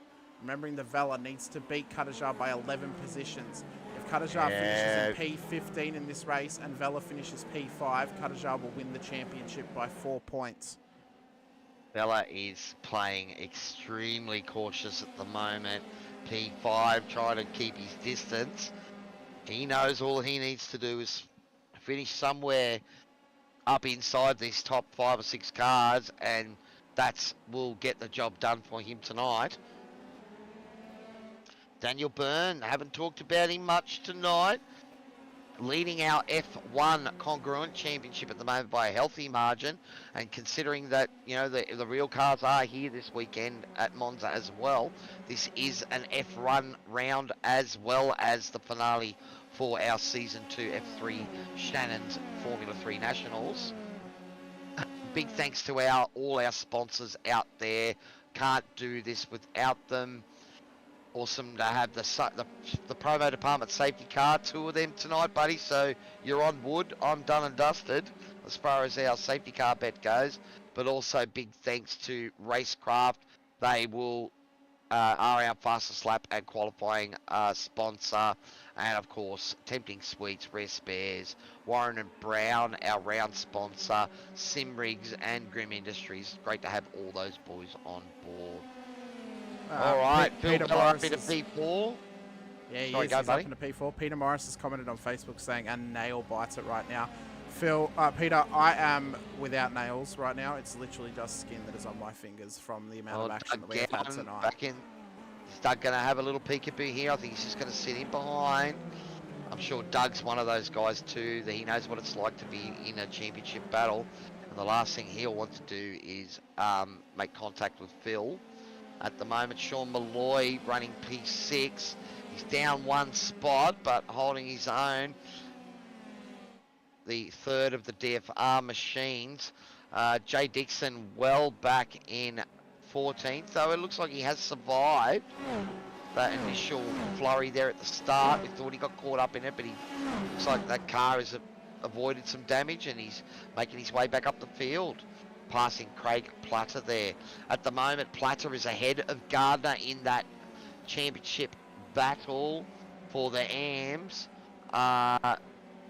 Bruce White running in 20th at the moment, so he's quite a few spots behind Craig and Nathan. And we talked about that before. P20 is 24 points. P14 is 48 points. So about 20 odd points there. But we do know that Bruce has got a bit bigger gap. But Callan Hodgkinson, where's he running at the moment? Right behind He's his running teammate. one behind Bruce. So these guys following each other around at the moment. Platter and Gardner, 1, 2, 3, 4, 5, 6 positions ahead of Hodgkinson, who's that P3 in the Amateur Championship. Well, it could be on the line here because Platter and Gardner, they're running, you know, up inside the top 15. This Cutajar struggling to stay with Chris Swadling at the moment. The toe is affecting him massively right now. It's making him drop a heap of spots. This is not what he needs for his championship. I wonder if he picked up a little bit of damage early on. I think that front wing looks a bit bent there on the left-hand side. You look at it, it is. The arrow is heavily affected right now. So you can see the difference when we look at the roll bar. You can see how much further up on the left-hand side of the car that wing is lifting up in the air. You can also see the damage on the top of it as well. So that would have been for some contact with Hodgkinson getting loose. Cutajar's got a sniff here. But again, you can just see he doesn't have the power to get up the inside there. And you can see him giving it up sort of on that corner entry. These guys a lot more confident. And yeah, Michael just struggling to get the car to turn in and stay stable at the moment. Well, at the moment, it's all going wrong for Michael Cutajar here tonight. Phil Vella, well, the gods are shining down on him at the moment, though. He's watching a battle between three kittens up in front, trying to stay clean. Oh, yep, he got out of that there. I'm sure Phil is, you know, maybe chewing his nails a bit in between these corners because it's all happening around him here. Oh, he's looking for a run on all three of them. That might be a great run, an opportunity to get clear of this little battle. Oh, and he'll be breathing a sigh of relief there. It's not often that you get to pass three pussycats in one run. Well, I think that might be one of the overtakes of the season, Cowy. That was absolutely phenomenal display there from Phil down the straight, and now he is in the prime position to win this championship. Cutajar's coming to the pits to fix his front wing, so being that we are closer and closer to the halfway point of this race, it is looking less and less likely that he is going to be able to win this championship, unfortunately for him. He needs a safety car, and he needs it now because he's well back. At the moment, Phil Vella just gapping David Gallo. He's taken out 2 races tonight and already now lap number 5. He's found himself to the front. Tyler Sheep with a bit of a moment there coming out of the chicane. Oh, he's just gone in hot. Bit of curb contact. No. Oh. I wonder if they had a bit of a kiss then. They were pretty close together. I'm sure there was a bit of net code in that as well, but it was contact and 3-for-1 pass there. It certainly was. And that's another moment in the background there. Danny Manisic running wide. Okay, so that's what's happened to Danny. Just getting out on the dust outside, and these slick tyres, they don't like the gravel. Oh, contact between the kittens. David Gallo and driver 808, was it? Was it Adrian Loretti? Adrian Loretti. So that's the last thing that they want, and that might be wing damage for Loretti. Does look like that wing is sitting up a little bit. Let's have a look here. Oh. No, his wing looks alright actually. No diffuser damage. I can't see any diffuser damage on Gallo as well, but look, it doesn't take much to break these cars. Got to see how he is under at the moment, turning in with confidence. So he might have got away with that. Breathe a big sigh of relief that A, he didn't kill his car, and B, he didn't kill his teammate's car. Well, Phil Vella has now got 6.5 laps until he will be crowned champion of Formula 3. all he Is needs that to the do is just keep slipometer or rotating. the slipometer? You wouldn't be having a shot every time someone has a spin, would you, Peter? Well, We let's have don't a know if quick we look. condone those sort of things. The track has also actually dropped dramatically over the course of the 3 races. We were at 42 degrees leading into the first race. We're now down to 34 degrees track temperature in the final race. So there should be a bit more grip out there now, especially since the track has now been gripped up over the course of the previous 2 races, the qualifying session, the practice session, and also the warm-up prior to this race. So these guys should be able to push for faster and faster lap times in this one here tonight. Well, that's what I was going to say. So what you're saying is that these guys are going to push harder and probably make mistakes as a result because there's more grip out there. Exactly. All right, Doug Gowan's making a move up the inside of Sean Malloy there as we come down to the chicane. He's got that done nicely. And now there's a few cars sort of splitting the Kittens boys. I wonder if Gallo and Loretti are suffering a little bit because they're just falling back. And Sean Malloy coming hard back at Doug Gowan's now. One of the great things about a track like this, buddy, is you get the pass done, but we're seeing these boys swap positions multiple times per lap and giving us a great spectacle. It's a really good track for overtaking and watching those battles come about. Also, just quickly as well, Tyler Sheaf has actually been given a drive-through for his contact with car number 7, Stephen Brooks, a couple of laps ago. You're going a bit hot there, and Peter Morris saying, no, it's good straights to having a drink. If you're drinking and driving, I suppose, buddy, but you should only be doing that on your racing simulator, not for real. But at the moment, Phil Vella has got a 1.8 second lead. Well, I mean, look, this guy has shown plenty of cool and calm and collected driving when he's out in front. We've seen him push hard towards the end of races for fastest laps at the end of the race too. I don't know if he'll do that tonight, not with the the championship all but his. Michael Cutajar back in P20 at the moment. He is 58 seconds off the lead of this race, and he pretty much needs a safety car to be called in the next lap or so, because once we get inside the final 5 minutes, race control is reluctant to call a safety car unless like half the field crashes. That's right. Remembering as well, guys, if you are enjoying the action in the F3s and you want to get involved next season, be sure to sign up at simracingworld.com.au. There are 2 spots left in the F3s before season 4. So there are 2 spots available for anyone else who wants to be involved next season. So if you guys want to be involved, you need to hop on quick. I believe it is actually linked in the description of the video. Let me just double check. Also, no, there it's will not. be, once this session is filled, we will still take registrations. You can be a reserve there as well.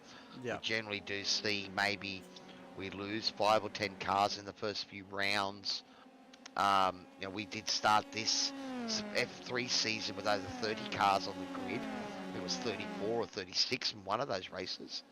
We've still got 26 out here tonight, so great retention here. But it's just one of those things, as I said before, if you're racing in multiple championships and you're getting down to the wire in one or two of them, you'll focus on that one. And maybe, take the break to spend the extra time practicing. Oh no, Sean Malloy requested a tow, so something major's happened there. Is the safety car going to get called? Oh, that's the wrong replay. Let me bring up the correct one. I doubt the safety car would be called. We're pretty well within. Oh, look at that. Just hops the curb. Yeah, he's been given request to tow. Yeah. Yep, so no safety car. Unfortunately for Michael Cutajar, mind you, even with the safety car, he would have had to pull out a Herculean effort to resurrect this. Phil has done everything he needed to do tonight. We said that, all he had to do was win, finish ahead of Michael Cutajar, take all those maximum points, and hope something happened to Michael. And unfortunately for Michael, that's what's happened tonight. Well, he has made a bit of a comeback. He has. I mean, look, I don't think any of it was Michael's fault tonight. Disconnect right before the grid right at the grid of race number 2.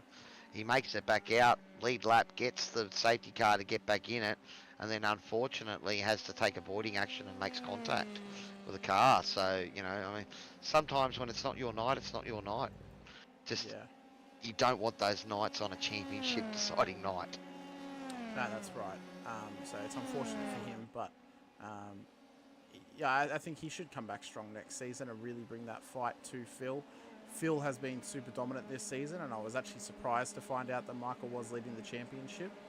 But I think that just comes down to his consistency. I mean, he was always up there fighting for the lead. Well, Phil was leading it, remember, but he had that big moment, the last super sprint round where he had a absolute shocker. I think he won the first race and then, you know, failed to point in the second and third race pretty much, and that was where we saw the swing. Was it VIR? I think it might have been Virginia, was it? Or we didn't have VIR this season. No, I don't think we did. You're right. Was it Hockenheim? Because I wasn't here for Hockenheim, and I don't remember that. Yeah, so I mean, but that's where we saw the big shift, and that's where Michael jumped ahead, and now it's sort of the reverse of that has happened right on the championship night.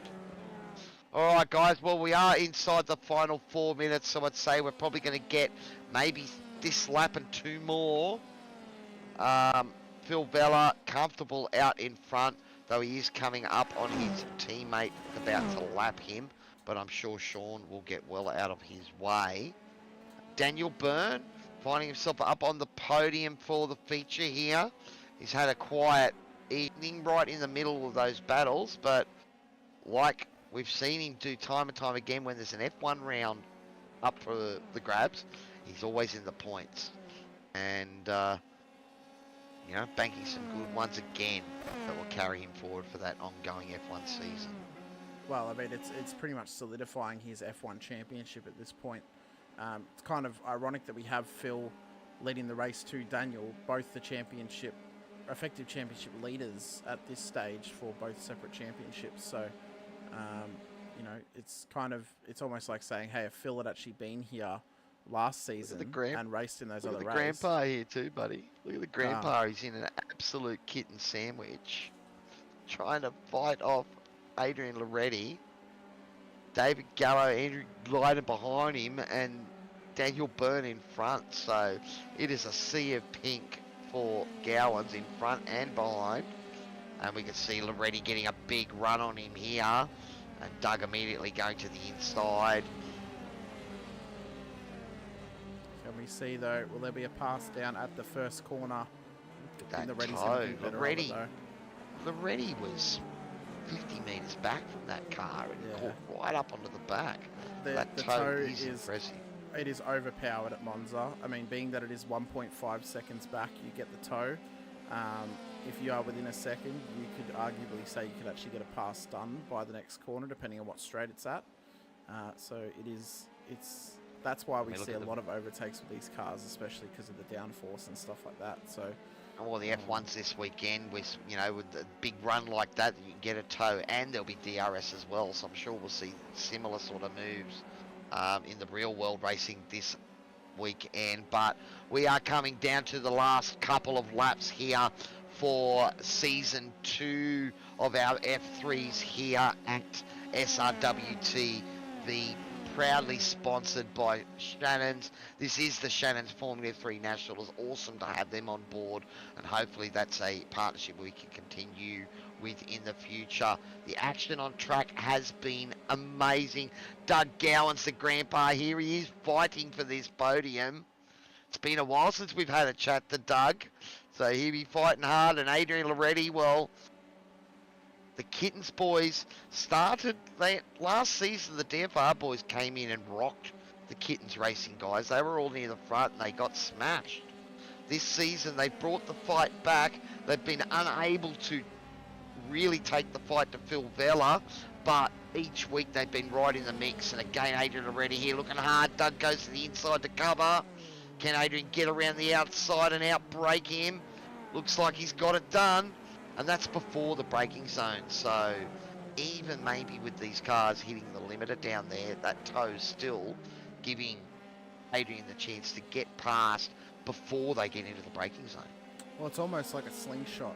You know, you're in that vacuum of air, and then you brake it, and you're at that higher speed already. So it's just allowing you to brake the air in front of your car when you pull out of the toe, just a little bit easier than the car ahead of you. So it's a massive advantage. I mean, we don't really see it as much when like supercars race around here, for example, because they don't have as much downforce as these cars, or even when we had the TCRs racing around here as well, we didn't really see it come into play that much. But with these cars, it is. Oh, that's a big wiggle though from Loretti. That might be a blessing in disguise, though, because really, this final lap to come up, you want to be behind getting a tow down the straight. So I'm pretty sure that wasn't intentional from Adrian Loretti, because you don't wiggle the rear like that for any intent. Well, I would say this is the final lap, Cowy, because we are above the 20-minute threshold in this race. And Phil Vella, but I think they passed, did they? Or no, the race control said this was the final lap. On this lap, and we've got the checkered flag as well. So Phil Vella will cross the line, and he will claim the Formula 3 Shannons Formula 3 Nationals, should say, championship once again here in SRW for season 3 of 2023. Well, it was a nail biter up until the final race, and then unfortunately for Michael Cutajar, it all came crashing down like a house of cards at the very end, just dying in the embers. And Phil Vella rose up. Race number 2 cost him.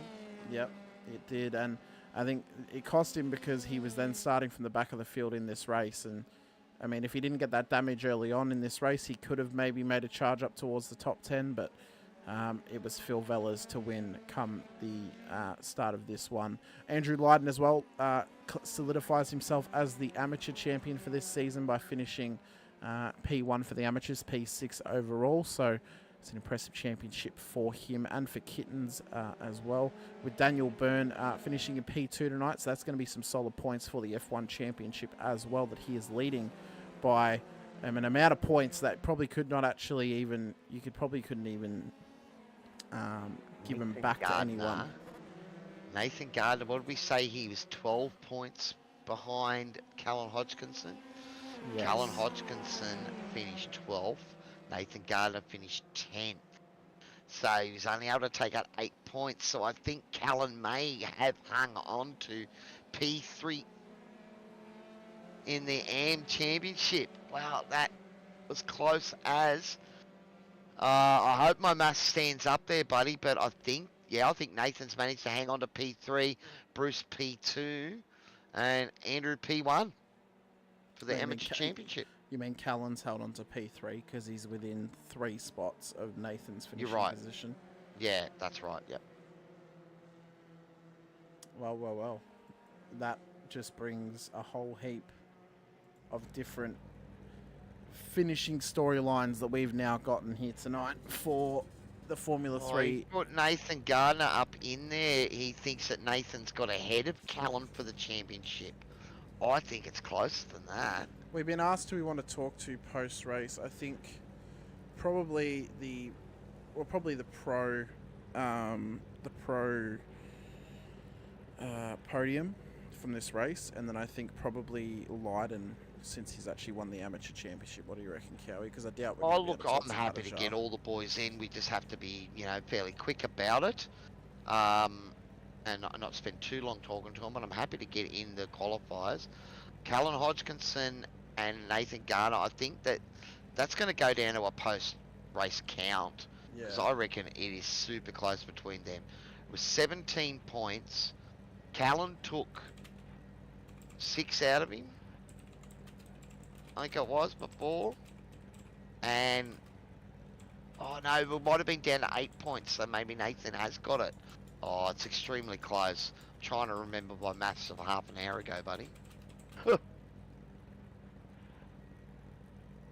But what a cracker night of racing once again here at SRWtv. We got the drama that we were looking for. We would have loved to have been battling on track maybe, rather than an unfortunate disconnect and then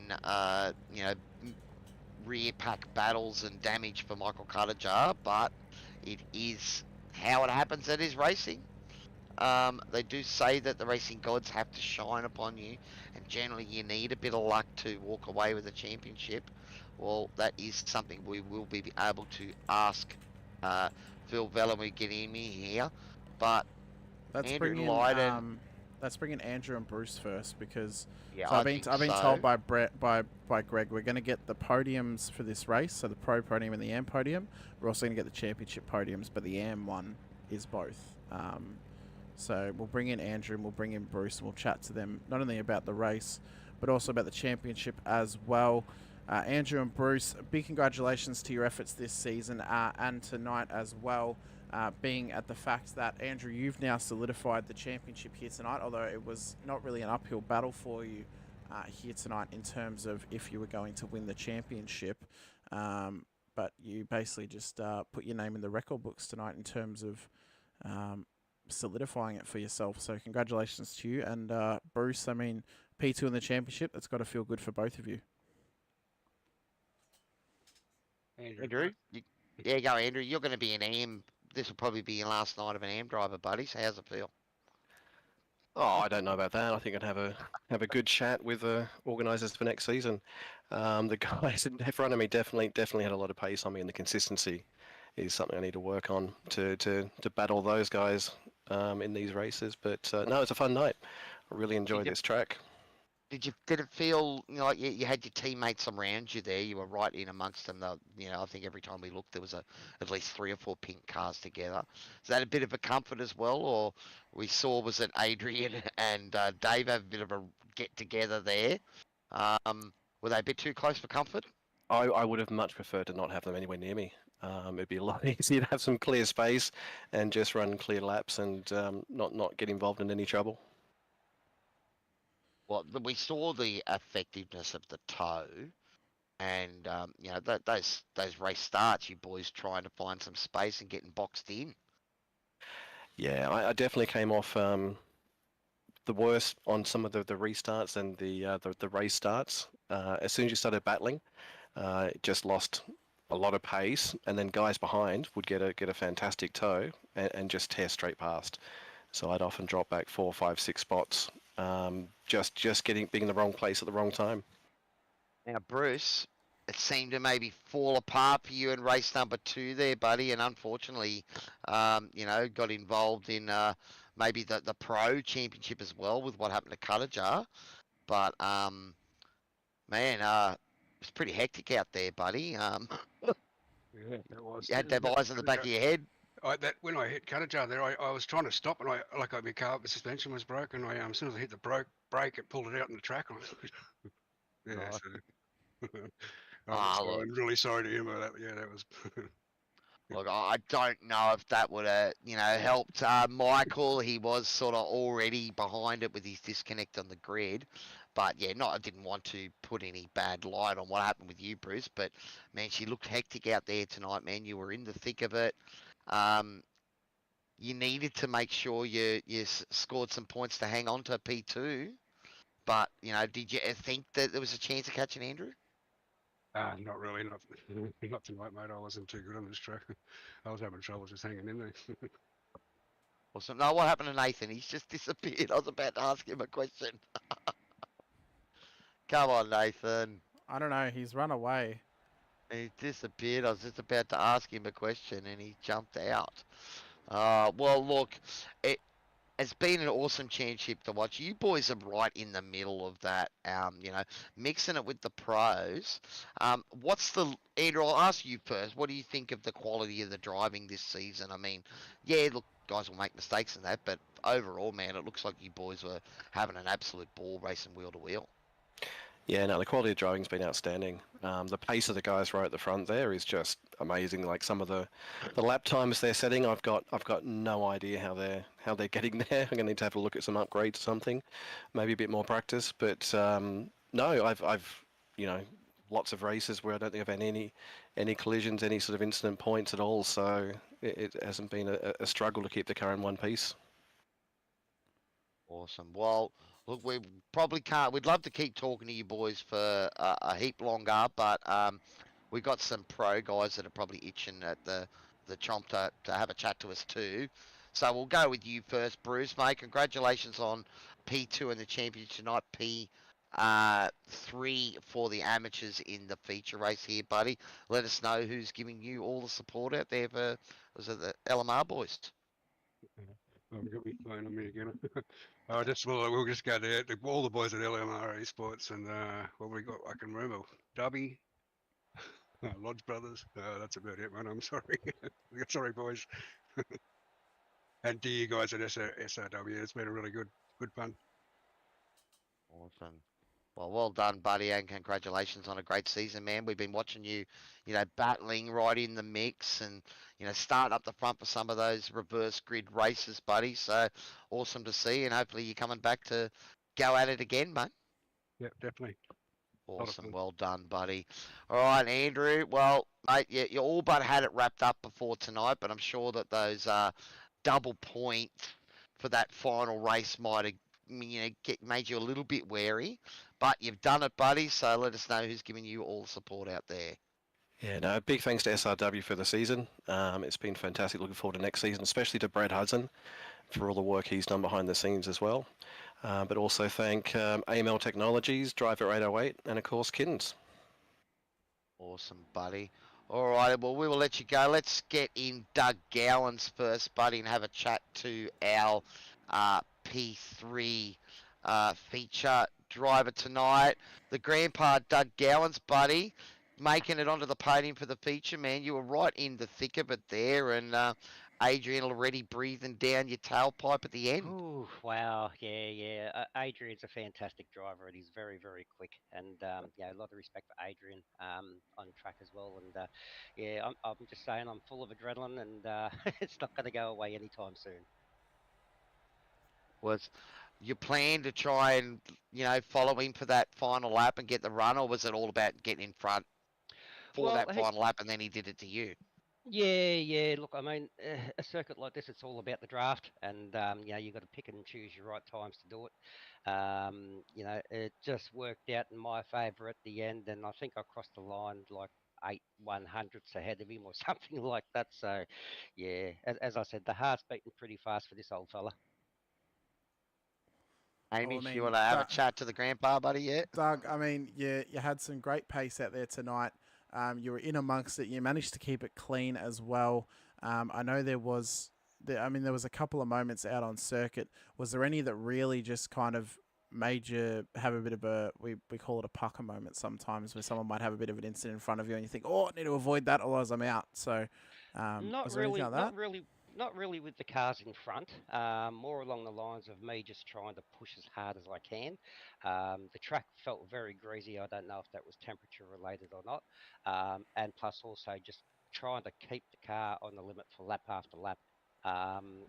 So it was more along the lines of me scaring myself and not many people in front of me scaring me. I mean, they're all quality drivers, I mean, you can trust with what they're doing, so you can attack every corner as hard as you want. Thoroughly enjoyable. Well, you did say you sort of put a bit of a focus into your F3 racing this season. Are you happy with your progress, buddy? Yeah, absolutely, yeah. I do some racing with Jay and Phil in another league, and other guys as well, like Sean and Scott and Chris, and it's great to see those guys here. They certainly brought a bigger element to the series in regards to the quality of driving and the pace they can bring. As for me, yeah, I mean, I've always loved the open wheelers. I went and done the TCRs, as you know, and I really enjoyed that, but it was just time to step away after I went and done another league with the TCR, and I won the championship there as well. So it was time to step away from that and just come back to what I really love, which is the open wheel racing. Well, it seems you've found a challenge that you're really enjoying, buddy. Congratulations on your podium tonight. Let us know who's given you and the Velocity Sim Lab boys all the support out there, mate. Yeah, Steve from Velocity Sim Labs, and here to race, and Original Digital Design. The boys in the team, they're always backing you, and it's good to have that support there. And you guys, I mean, always love chatting to you. It's been a while since I've had a chat with you, Cowy, so G'day. It's the racing that brings me back every single week. I mean, having fun like that's what it's about. Awesome, man. Well, I did mention on the broadcast, I thought you'd be chomping at the bit to have a chat to us. So you got that tonight, buddy. So well done, and look forward to seeing you next season. You coming back, buddy? Oh, 100%, 100%. You're lucky the adrenaline's just starting to go now. Otherwise, I'll be like a chatterbox. Well done, buddy. We will let you go because we've got a few other boys to have a chat to. But congratulations, buddy, and have a great night, man. Well done. Yeah, thanks, Cowy. Thanks, Hamish. Appreciate it, guys. No worries, mate. Thank you.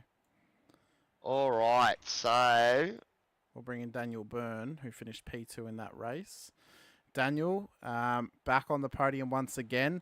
You are, for some reason, you come back for all these F1 races and you do really well. I'd hate to think how well you'd do if you were here for the whole season, mate. But congratulations once again on another podium. Yeah, thanks a lot. It's been a while since I've had a podium, but yeah, I guess this one counts for me, doesn't it? With the Formula One. It certainly does. Season, yeah. So yeah, it was a good race. It's a lot of fun. There's a lot of draft, so it was quite a bit of strategy or attempting strategy anyway to get the toe at the right timing is actually really tricky, especially when there's that many kittens all around you and we're all tripping over each other. It's really tricky. I was going to say that. Is it just the key to make sure you're in front of Adrian and David, who were battling back there and might have made contact? Yeah, I think if you can break the toe, which is about 0.6 or 0.7, and then you can keep it clean, you're usually going to drop the guys behind if they're battling. But I wasn't looking back. I was focused ahead, try not to make any mistakes. But yeah, the fill was just too quick. Well, I mean, Daniel, you had, I mean, it was almost like a back to form for you here tonight. Just getting in those solid performances all night and then solidifying it with a P2 in the feature, although it wasn't really a feature race because it was still the same length as the others. But you get a good chunk of points towards not only your tally for this season of the F3 Nationals, but also for the F1 Mirror Series as well. You will now extend your lead, which was already over 400 points before coming into this race. So I guess it's basically just up to you just to show up for the rest of the season now and not have to worry about winning any races to win that championship pretty much. Sounds good. Yeah, I haven't done the calculations, but I know Cutajar is super quick and he's probably pretty close. I actually don't know what the point difference is, but yeah, I don't know if we've is it possible seen for him to catch me or not now? Well, I think there's still a few rounds left. But I don't know if the points for. Oh, yeah, I think the points did include last. It would have been last week the as last well. race. So yeah, you've got like 440 odd points over him, and 450 over Jay. So it's a healthy lead at the moment, buddy. But I suppose you can't go in any more cruises. Yeah, that's. I've got to stay around, stick to Melbourne for now, and finish out the season. Then hopefully I'll take out the win. Well, buddy, it is awesome to have a chat to you guys. Zed, you and Doug, it's been a while since we had to chat to you boys, but let us know who's given Kittens Racing all their support, mate. Congratulations on P2 tonight in the feature, man. Cheers. Yeah, big shout outs to Kittens Racing, Driver 808 on YouTube, AML Technology, and shout outs to Atari, Bianca, French and Minka, Zach and Levi. Awesome.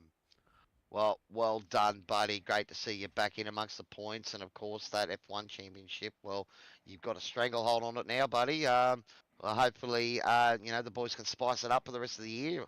Probably not. You're not hoping for that. We are. But yeah. I like good racing, so, yeah, bring it on. Love it. Thanks, guys. Awesome, man. Well All right, done to driver 808, Daniel Byrne. All right, buddy, do we want to bring both the DFR boys in together? We might as well. So we'll bring Jay, we'll bring Phil in.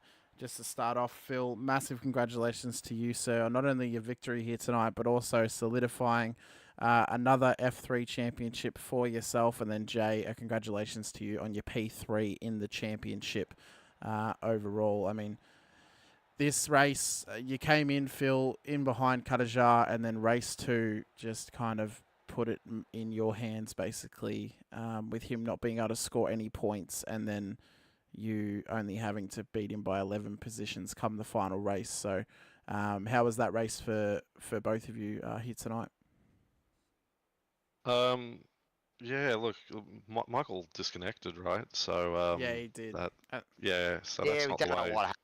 Don't know what happened there. That put him. He did manage to get back out, and he was on the same lap. So when that safety car came out, it bunched him back up, and he had a chance to try and get some points. But then we had that incident that he got caught up in that pretty much wrecked that. But Phil, you knew that you had to, basically win tonight and hope something happened to Michael. But it's not really the way you want to win a championship, man. But you'll take it.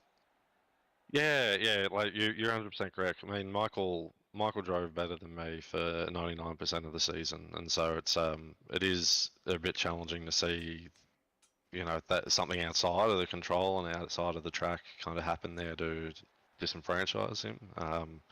Guess the dude's just an awesome racer, a great competitor. He's super smart out there. Just that Didn't the mode same of happen to you, buddy? Where you had a sprint round that went like that? And that's yeah, what you were ahead of Michael. That switched it around, and now it's sort of come back full circle almost. yeah. I didn't have the kind of technical difficulties, but I had a bit of a nightmare around at Hungaroring when we ran this format the first time. So that was a bit challenging, and then at Zandvoort last week, kind of didn't do myself any favors. But yeah, like I said, he's an awesome competitor. It's a real privilege to get out there and race that closely and tightly with him and be pushed like he does push in terms of the level of competition out there. So early on in that race number 3 there, buddy, what sort of buffer were you giving yourself? We saw you were super cautious. Just had a nice little bubble around your car there for a few laps, and then you were able to start sort of pushing ahead from then. But was it all about just staying clean at the start, wait for it to space out a bit, and then you can make your move? Yeah. I was a little bit cautious at the end there. I guess if you do yourself some front wing damage, you're gonna have a bad time. And so yeah, I was just trying to keep it kind of super clean. I was pretty comfortable with my pace, and if you can maintain kind of half a second, then you can close that gap kind of pretty readily when you want to. But yeah, I just want to. I hadn't raced with the three kittens cars in front and Dougie, so I just wanted to kind of scope it out a bit before I tried to make something happen. Now, Jay, we know that it probably wasn't really your night tonight, buddy, but that battle with Michael Cutajar in race number 1, man, it was close. I'm sure, the last thing you wanted to think about was maybe a little tap for Michael that helps your teammate, but was that on your mind, buddy? Because you were pretty close there at times. No, absolutely not. I love racing with Michael. He's such a clean and great competitor to race with. We had an absolutely cracking race one. I loved it. That's the kind of racing I really live for. The goal was obviously never to hit anyone. It was but I did definitely make it too wide deliberately on that restart to make sure Phil got away. We saw I him appreciate you, trying to Jay. sort of come up the inside there and even sit on the inside. He knew you guys were planning something. Yeah, exactly. Yeah, he knows what we're up to.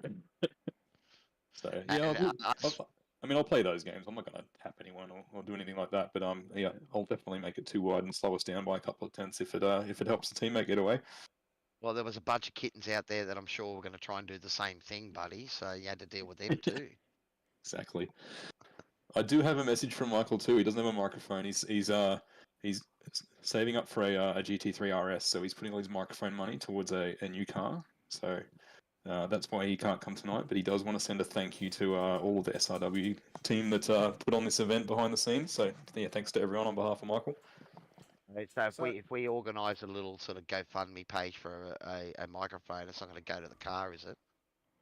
Oh, maybe. Yeah, you might have to send him the actual microphone and don't give him the receipt. Well, Jay, seeing that you have the inside word with him, can you then maybe ask him if he might be able to get the Discord app on his phone? Because then at least he could still come and talk to us without a microphone. Oh yeah, I'll suggest it to him. Yeah. I don't know whether he wants to talk. Sounds like an excuse to me, to be honest with you. Oh, well, I mean, a big congratulations to you both. You both had a great championship. You had a lot of ups and downs this time round, this championship, but your team as a whole just had a dominant run for, I think it was, what was it, Cowy, like 6 or 7 races or 6 or 7 rounds, Sean I should got on the say. podium a couple of times too. Yeah. So, you know, I you even got beat any Phil once. more? You got any more drivers in the woodworks that are going to come down, boys? We do. We're bringing a 4th next season. Campbell's Awesome. coming along. I think he'll be an AM-rated driver based on his I rating. But yeah, the more the merrier. Good luck, Yeah, Kittens no. Racing, because DPR want to be able to take the monopoly over of all the entries in the series, it seems. We'll bring as many as we can get. Yeah. Well, Very good, boys, boys. it has been awesome to watch you guys. You know, the action has been awesome, and I think, you know, even when we were talking to sort of Andrew Lydon and the AM boys about just the quality of the racing back there, and I know you boys up front, you know, the quality of racing amongst you. There was some close action tonight. Those chicanes bumping cars around, and somehow, you know, you've managed to go 3 from 3 on lap number 1 through that section, really. So, what do you think yourselves, boys, about the quality of the guys behind you? Now that you've had to come through them, I know, Phil, you had some issues maybe back there a couple of rounds back, but your thoughts a bit clearer now, buddy? There was definitely yeah, some go on, tough Jay. customers tonight coming through the field. Yeah, I mean, there's a pretty consistent pace spread, and I think at a track like this, that makes it a little bit challenging. I think it's interesting to see the folk who will run for the race and kind of happy to exchange positions, happy to take a short-term hit for a better longer-term outcome in terms of you know, just staying in the pack, driving that consistent line, hanging back for a bit so that your overall race pace is better and you don't lose the pack ahead, versus you know, folk who might take a slightly shorter term perspective and you know, it's that next corner that defines my race, not that overall pace. So yeah, that was kind of my takeaway from a track like this. Well, that's what you're going to try and do when it's a sprint round, because there's plenty of guys out there looking for that one race W to say that they've got it. But nah, look, it's been an awesome season from both of you boys, P1 and P3 in the championship. Who wants to let us know about your team supporters out there? And congratulations, of course. But I suppose, Phil, you probably should lead it away. Jay hasn't earned the right to talk tonight. Didn't really even help you tonight, did he? No, Jay. No, look, as always, I'm very thankful for the support of the team and Jay. Like, yeah, just an awesome wingman to have out there. And like we said in the past, Mr. Strats has all the right calls and you know, runs a better race strategy than McLaren and Ferrari lately. So very thankful for that. Very thankful for the support of the broader DFR team. As well as the kind of FFF guys and the dudes that I race with on Thursday nights. I think, you know, it's helped me to be a better driver and kind of appreciative of getting my butt kicked every week for the last few years so that I can get that. I think you know, to Michael and Jay, like, you know, to have second and third there, again, like they're both great competitors, and I think Jay could quite easily win this type of series himself. We often kind of talk and joke about the kind of Checo stuff, but like he's a successful version of Checo. So like I said, you know, pleasure to run with. I'd like to thank yourselves for running a series that, you know, takes feedback, consistently improves, looks to create, you know, a better scenario and better environment for competitive racing. And, you know, I think testament to that environment you've created, you've already seen registrations for next season, like you've done. You've got that done. So I'm very thankful for that. I'd like to thank you know, yourselves in commentary, the race direction team, the race organisers.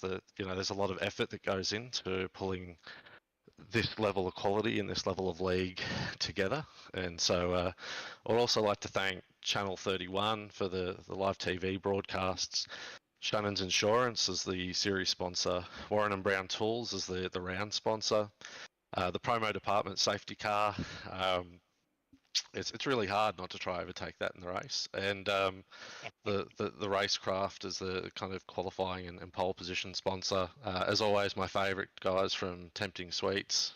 Big fan of them. And yeah, as always, my wife Monica, who provides space and time for me to enjoy this hobby and spend this time with you all. Awesome stuff, boys. Well, it was certainly a pleasure to watch you guys race this season. You had to battle this time, Phil. Awesome to see, buddy. And I'm sure you boys will be back to have another red hot go at it. No season off this time, Phil. We'll see. I don't know what the next kind of 8 weeks look like.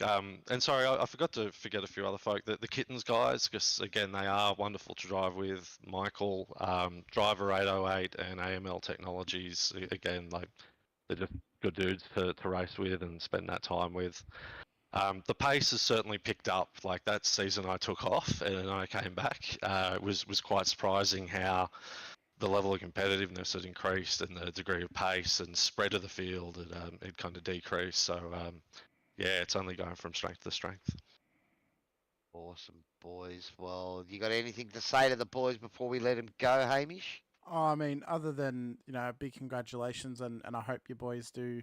I hope both of you do come back for next season. You both obviously had incredible performances.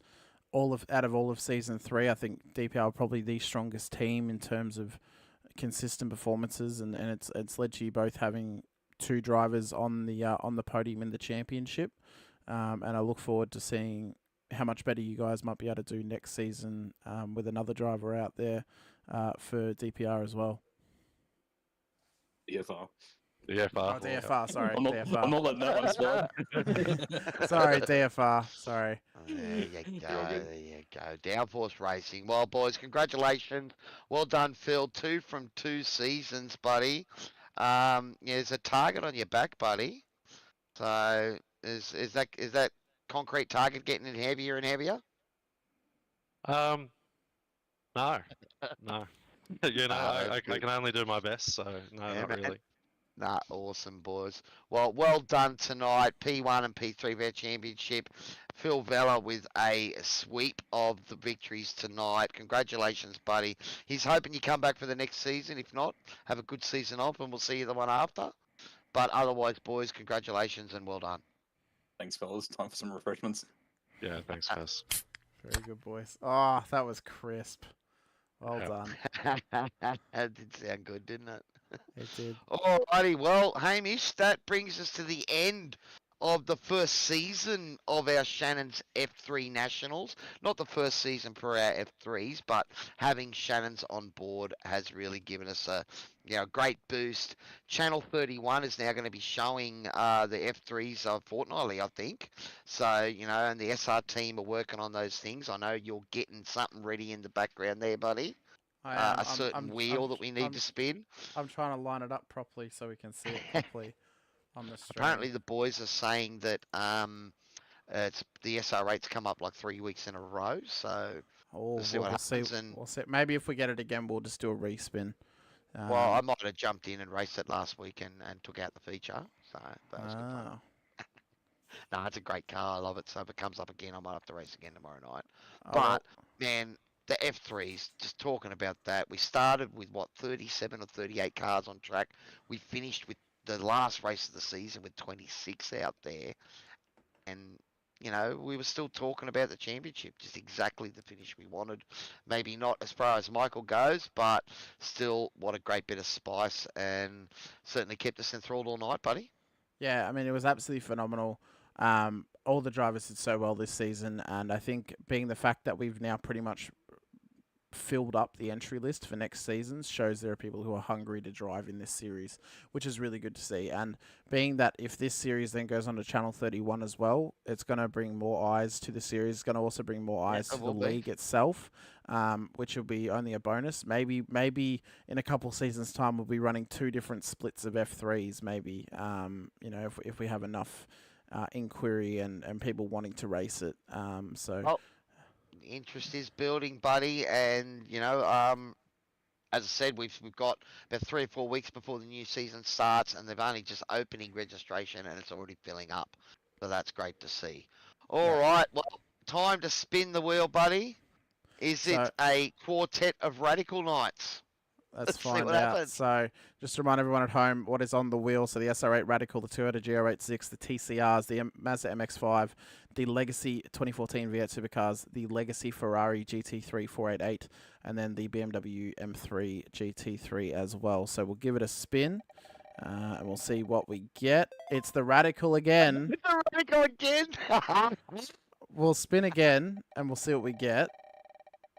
Well, last time you did The that, it was BMW the radical M3. twice. It was the M3. So what I think we'll do is, since it's been the Radical the last couple of weeks, we will leave it in the hands of the whoever organises the sessions for the roulette to select either the SR8 Radical or the BMW M3 GT3 for tomorrow night.